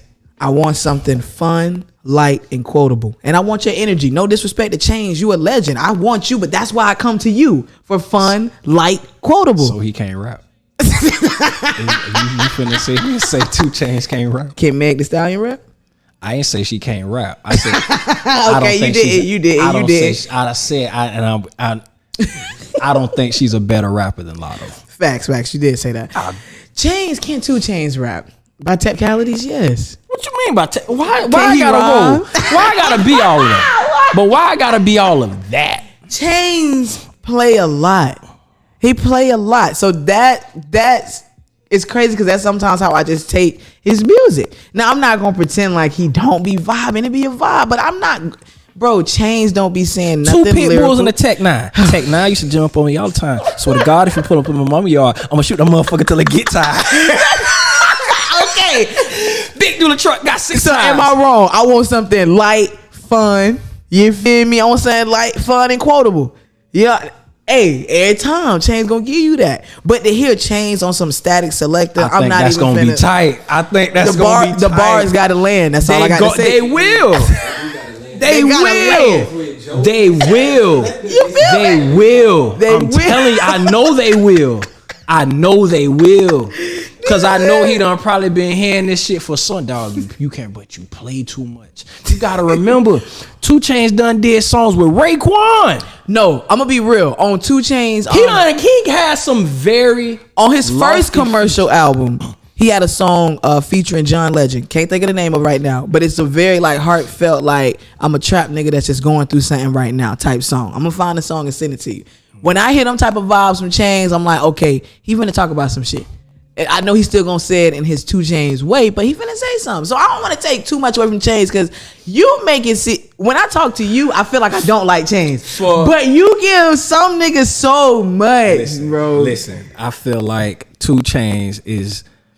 I'm not finna sit here and say he's like a super duper lyricist, right? But when it comes to just for me and what I like niggas that know how to put words together, and I like niggas that know.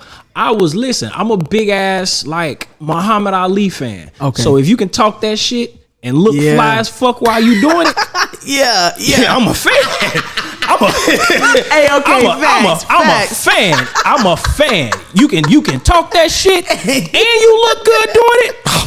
You know what? Now I have heard 2 Chainz talk about how he purposely changed his whole pen game to what he's doing now because it was like, he said he didn't want to really talk over niggas' head. He wasn't trying to do the conscious shit. He knew what his lane could be and what he could really excel in. So, and while you wishing on a falling star, I'm in a foreign car, seat back with the doors ajar. Who says ajar? Bro, I'm not. Who says that? I don't know.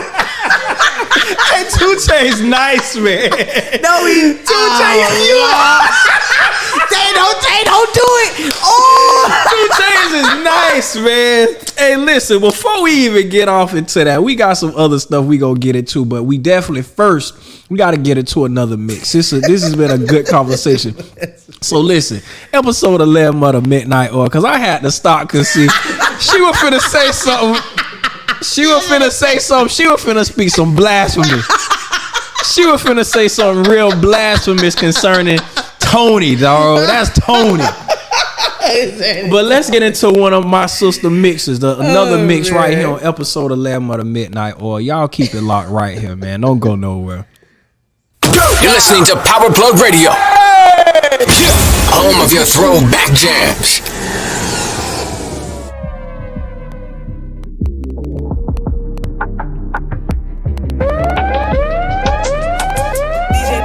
DJ Donnie Love, baby.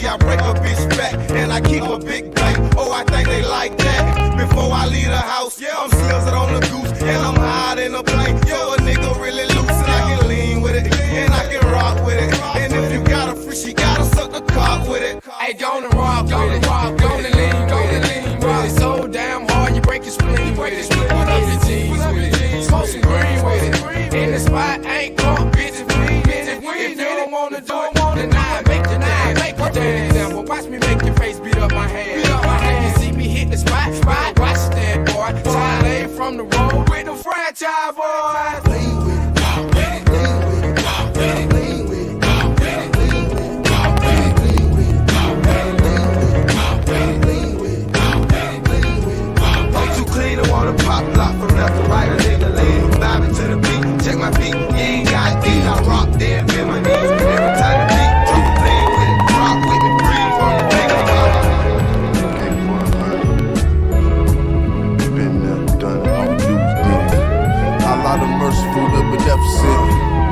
so a blessing, pray it be heaven sent. Forgive me, my dirty deeds was desperate. Fuck the government, I got my own deficit. Left to me, the only thing that's definite. Money rule the world, but when you dead, that shit's irrelevant. Fingers numb from coke, I seldom vote, but out for president. Brandy found my dope, I told her I would stop from selling it. Nigga, please. She knew I was lying before I even spoke. Empty promises left them all broke. She said, Jamel, I can tell your perspective out of focus. You too obsessed with the liquor, bitches, and weed smoking. A young nigga that's been thugging since the old days. Promise I done seen everything but old age. Pray my demons never catch up from my old ways. Keep the heat cause I was going through a cold phase. Yeah. Keep the heat cause I was going through a cold phase. Yeah. Promise I done seen everything but old age. Yeah. Been there, done it, man. Yeah. You know what I'm saying? 100, man.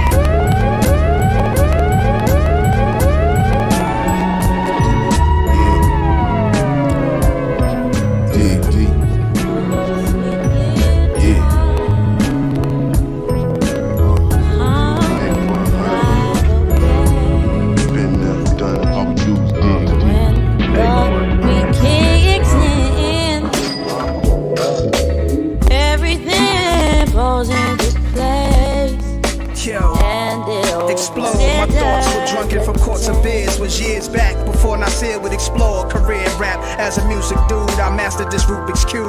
Godzilla felt gargantuan eyes glued to the tube. Was a long time ago. John Boy Ice, Geronimo, Police jumping out Chryslers. Easy wider paper. Pops puffing his chest, punching his chest like a gorilla. Outside with psychos, killers. Saw Divine Doom the jungle. Little Turkey. R.I.P. Tyrone. Remember no curse in front of Miss Versi. Big Percy, Crazy Paul, the Sledge Sisters. My building was 4016, once in the blue. Hallways was clean, I knew all that I seen that meant something.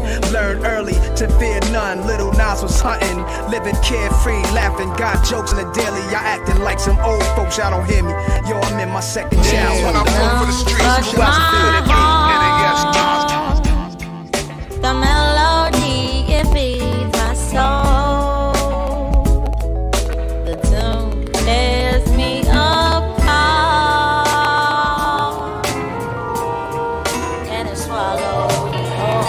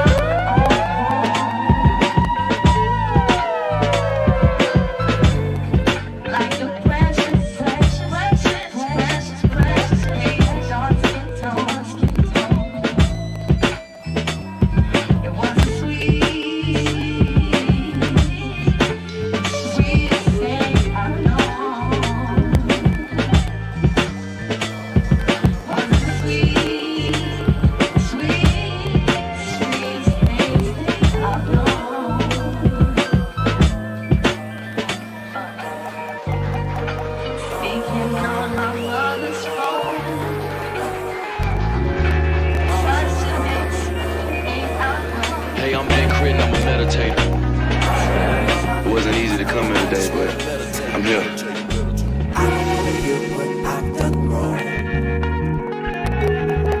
I deal with my problems when I get home. I'm better off when I'm all alone. I know I said I'd stop, but I'm not that strong. I just want better attention. I just want meditate. I just meditate. I just want meditate. I just meditate.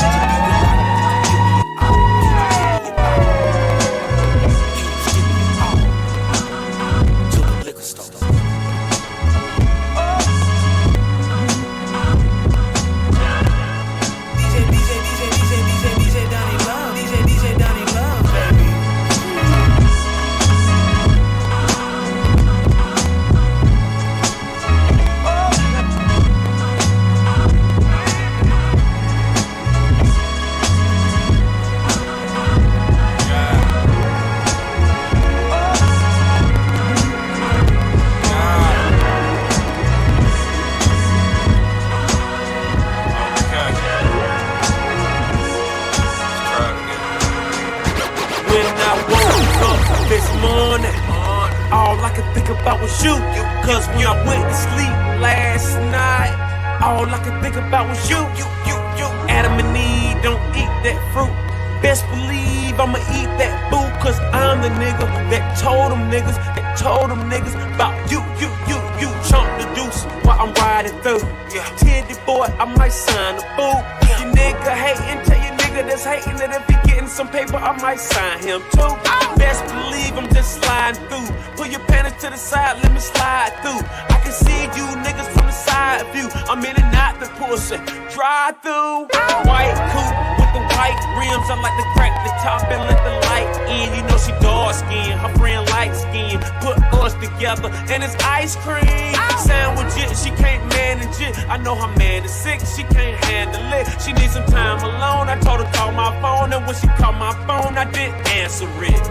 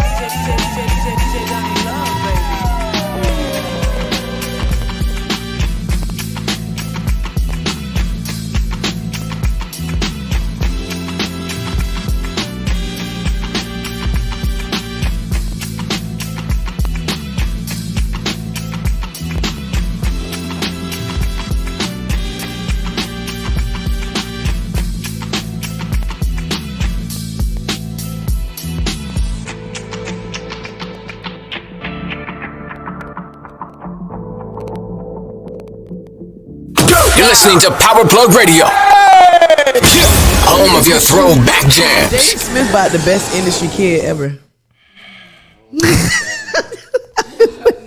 Not ever. Moving forward. Amicably. Have y'all ever listened to his music? No. You have. Okay, cool. I haven't. Why not? Because it's Jaden Smith. I know that's why. But His name is Jaden. His name is Jaden. I was the same way till I seen him at Rolling Loud, bro. Then I went to go check him out. But I'm just like you, though. When it comes to like rappers' kids, I'm iffy. Facts. The money though, he got. Let me listen to the rap. He got my ear. Yeah, Demonic can rap. Yeah. Okay. Bet.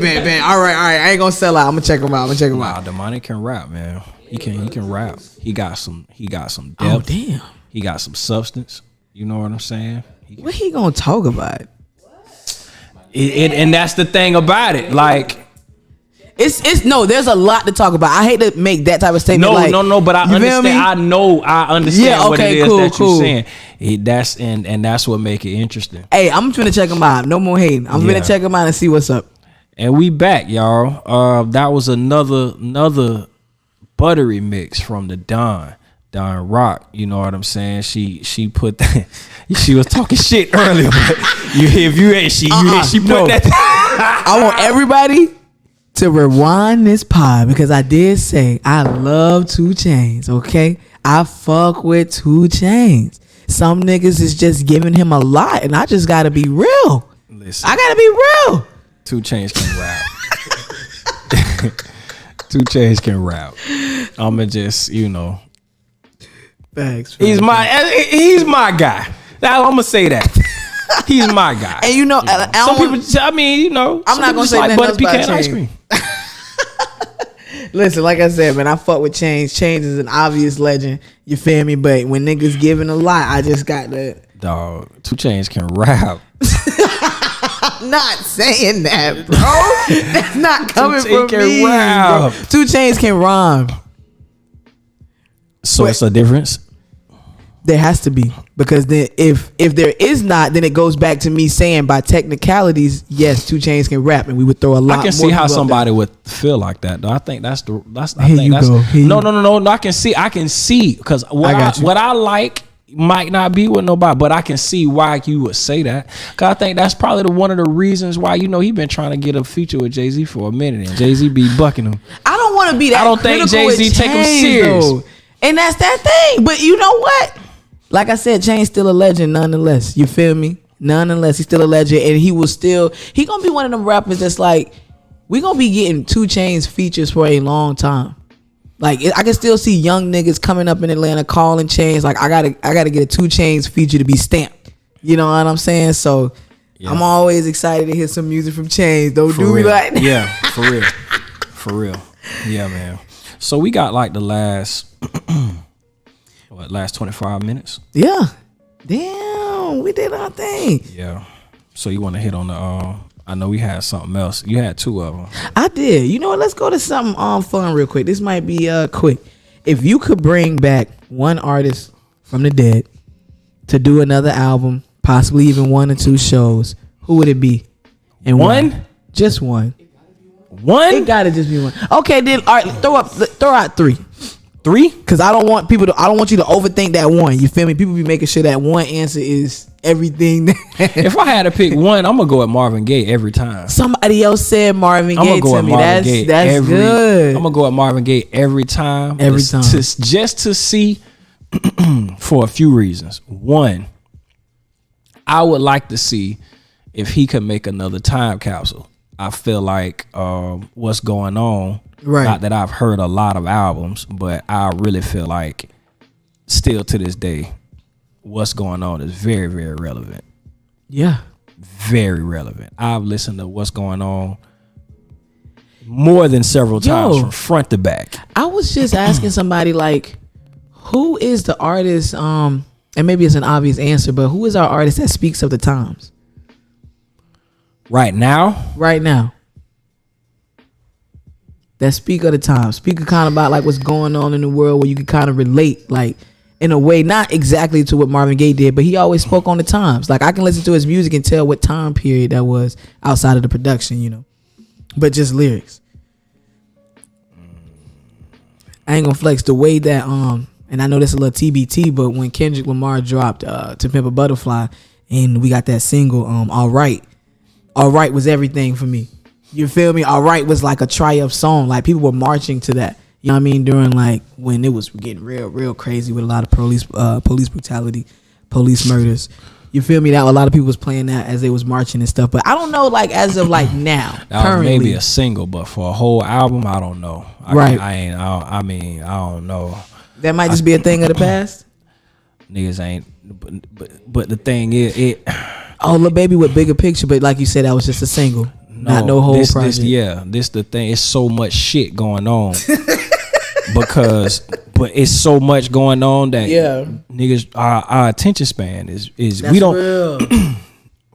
we don't have the bandwidth mentally to focus on just facts. We don't, because it's so much shit going on, and it's so much shit going on, and then I feel like we care about too much. Yeah.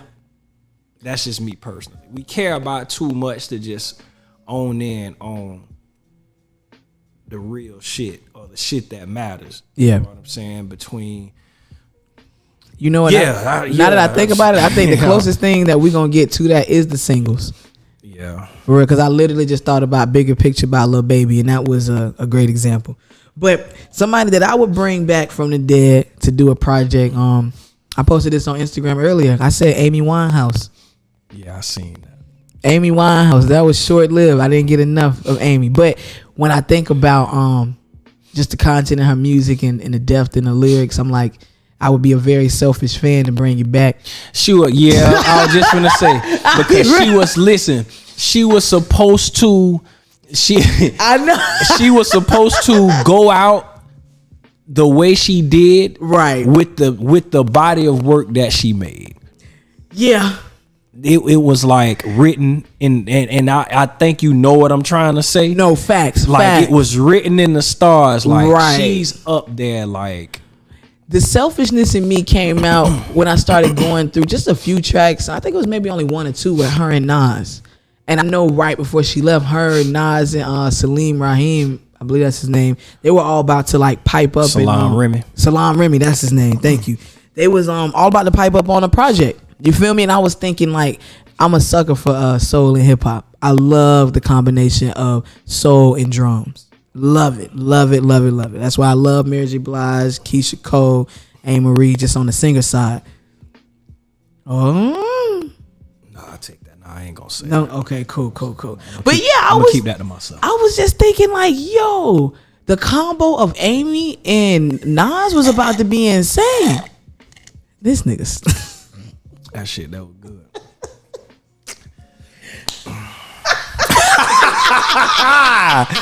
That was good, boy. Shout out to Chandra. Shout out to Urban Drinkery. 2184 9th Avenue. Hey, this is Southern Pod. Yeah, man. But yeah, I'm gonna say Marvin Gaye. Mm-hmm. I'm gonna say Bob Marley. Oh shit. Yeah. You know they did a concert together one time.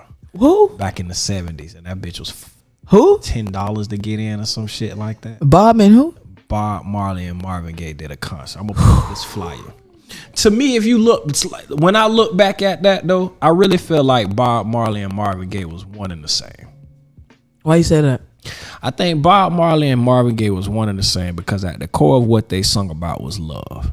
Gotcha. Love for one. But they sung about different variations of love. Mm-hmm. They sung about brotherly and sisterly love, and they sung about carnal love. And they also too, they had a love of people. They had like political themes, you know what I'm saying? Right, soul stirring themes, you know what I mean?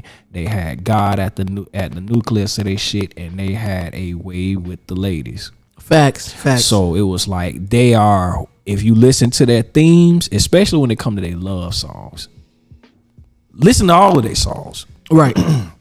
Whether it be by love, whether it be by community, well, and then like reggae artists, they always have like all of them. That's if they rooted, they always have they always talk about like injustice and political. Why was I just about to say they got some shit? Hey, they rhythms, and it's a cat. And matter of fact, I'm finna put you on right now. It's a cat. If y'all like, reggae, Afrobeat type, it's a cat named Protege. Protoje.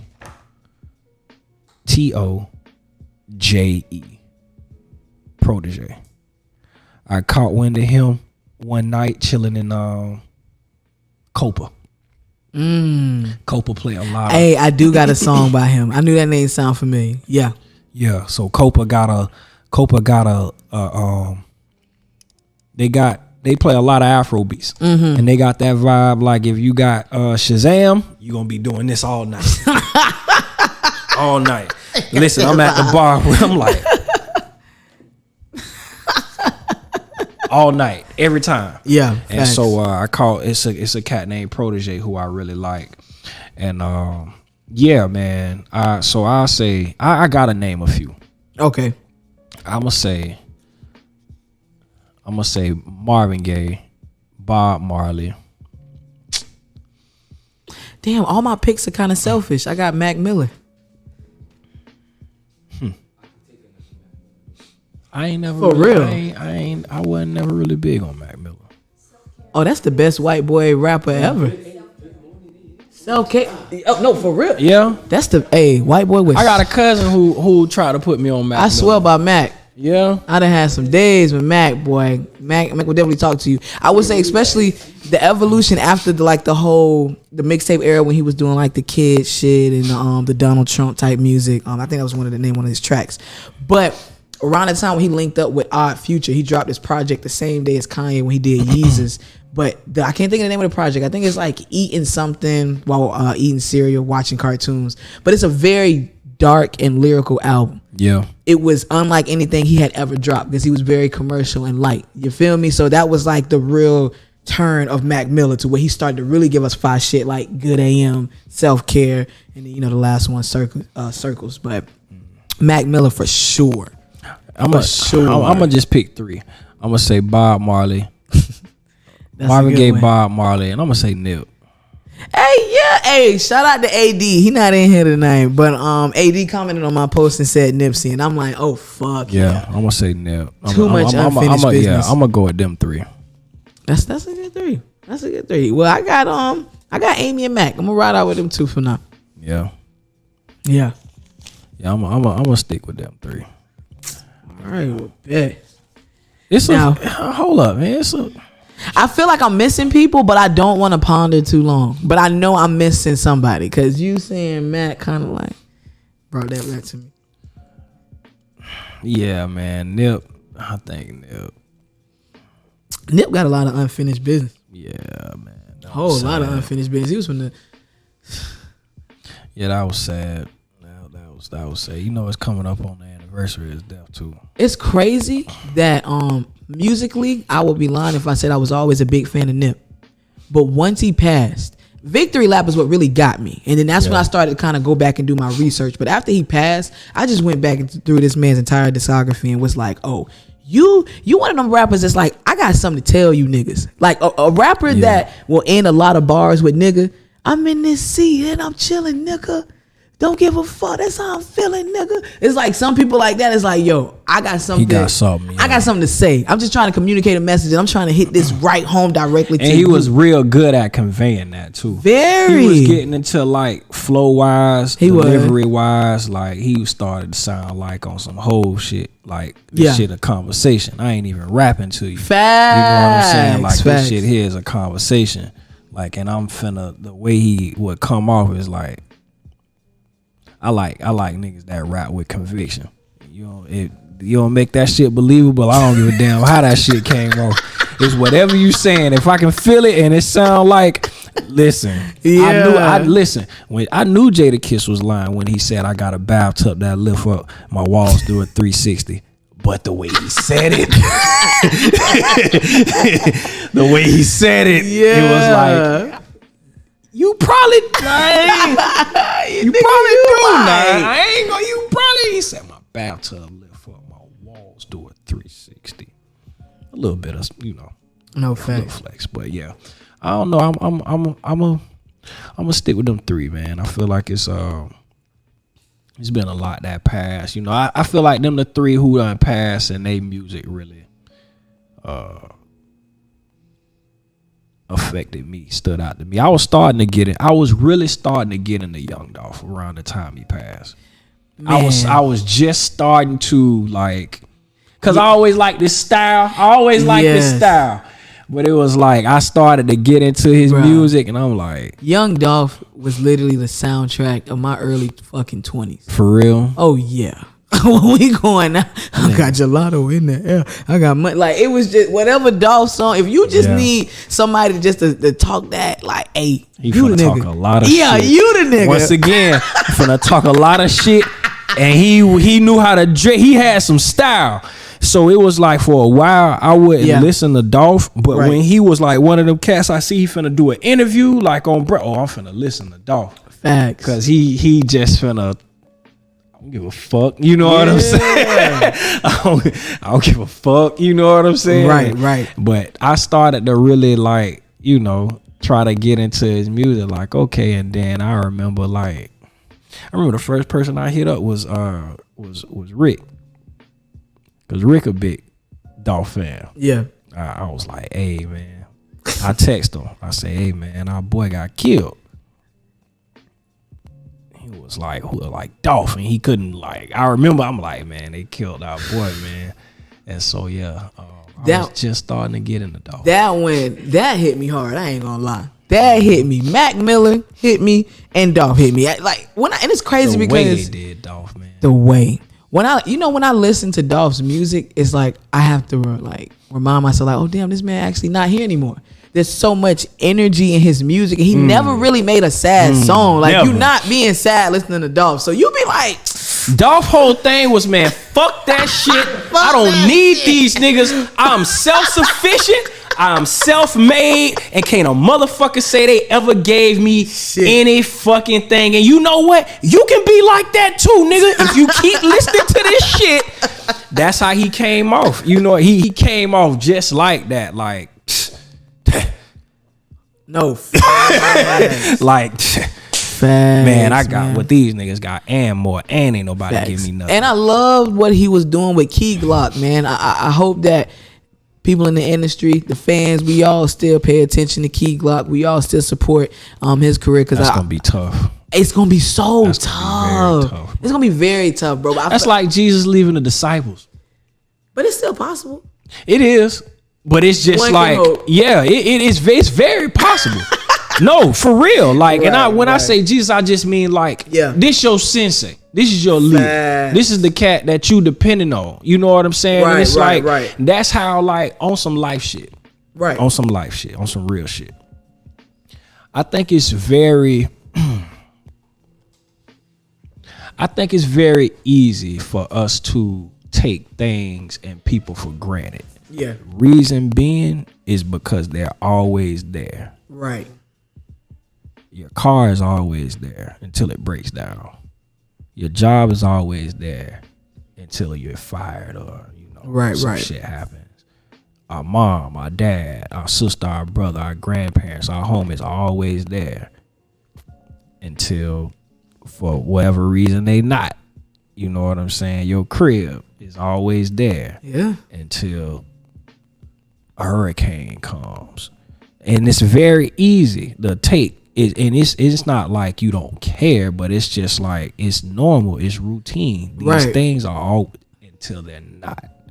And so in a situation like that, where you would never, like, niggas ain't planning, you know, like, one day in case I'm not, like, I don't want to hear, you know, even when certain people talk like that, you know, so in case I'm not here, man, I don't want to hear that shit. You're here now. You know what I'm saying? Stop talking like that. Right. I remember my mom used to talk like that. Why the hell was I about to say my mom? My mom, but you know what? I'm starting to get like a little bit more comfortable, you know, because it's we're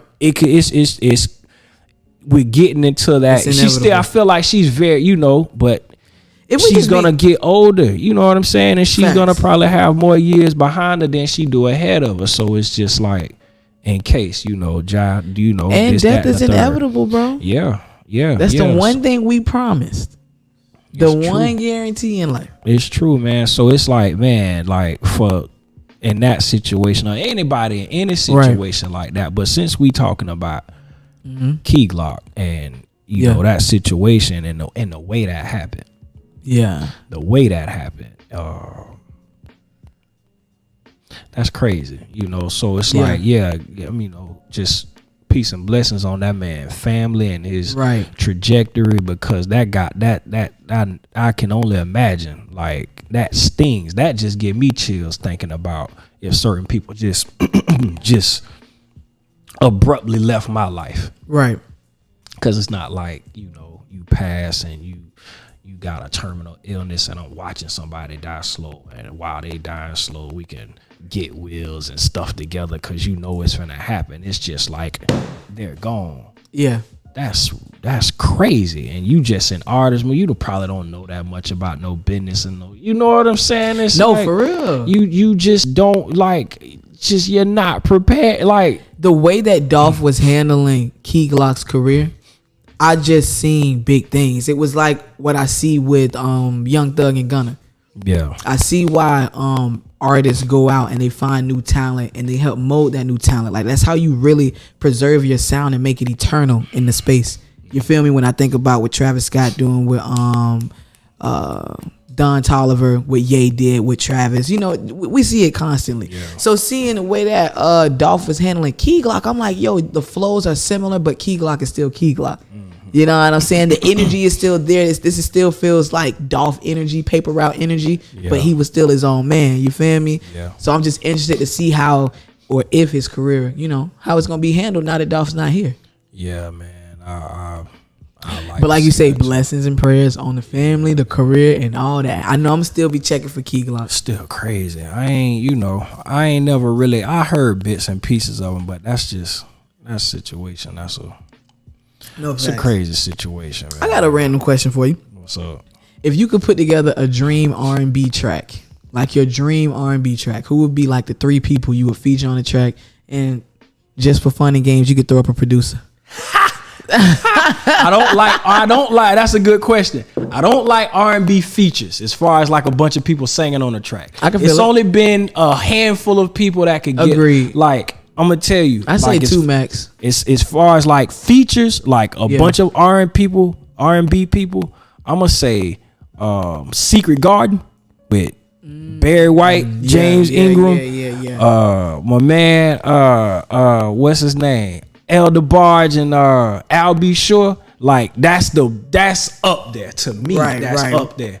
Right up underneath that, features, like you gotta be on some duet shit. Like Tina Marie, Rick James. Right. You know what I'm saying? It can't be. I don't want to hear no Tank and Genuine. I don't want to hear that shit. Did they drop a song together? I was kind of fucking with that vibe. I don't know, but you know what though? No. Nah, I wasn't feeling that. When LSG was around, though, my body all over your what? So it's only like a handful of people that can make that shit work. But damn, that's a good question. I'm trying to think myself. Damn, what I'm trying to think. Something what I on the want fly. to hear though. What I want to hear. Oh, okay. Let's come up with a theme for the song. All right, so it gotta be just for shits and giggles. It's a bedroom song. It's a bedroom. That's all. Classic. That's the first of all. I'm going for some playlist shit. I'm thinking playlist. Off rip playlist. I gotta think about mine now. Okay. Man, listen, man. I'm thinking. This just me on the fly, but give me Jamie Foxx. You know, look, okay. Give me a little Jamie. I might take Jamie by himself because now you got me thinking. I low-key don't want too many R&B. I'm thinking of the one song with August Alsina. Remember that? Man, I love this shit. Yeah. I think the remix had Trey Songz on it too, and like another singer, and I was like, damn, I'm a little winded. Yeah, it's a mixtape at this point. It's a mixtape. But well then shit. Maybe we should just come up with a song together. I'm gonna throw Jamie Foxx up there. You give me an artist for a bedroom classic. We got Jamie Foxx. Go with Jamie Foxx. To go with Jamie Foxx. I'm gonna say, man, who do I like that come off like that? Give me Jamie Foxx with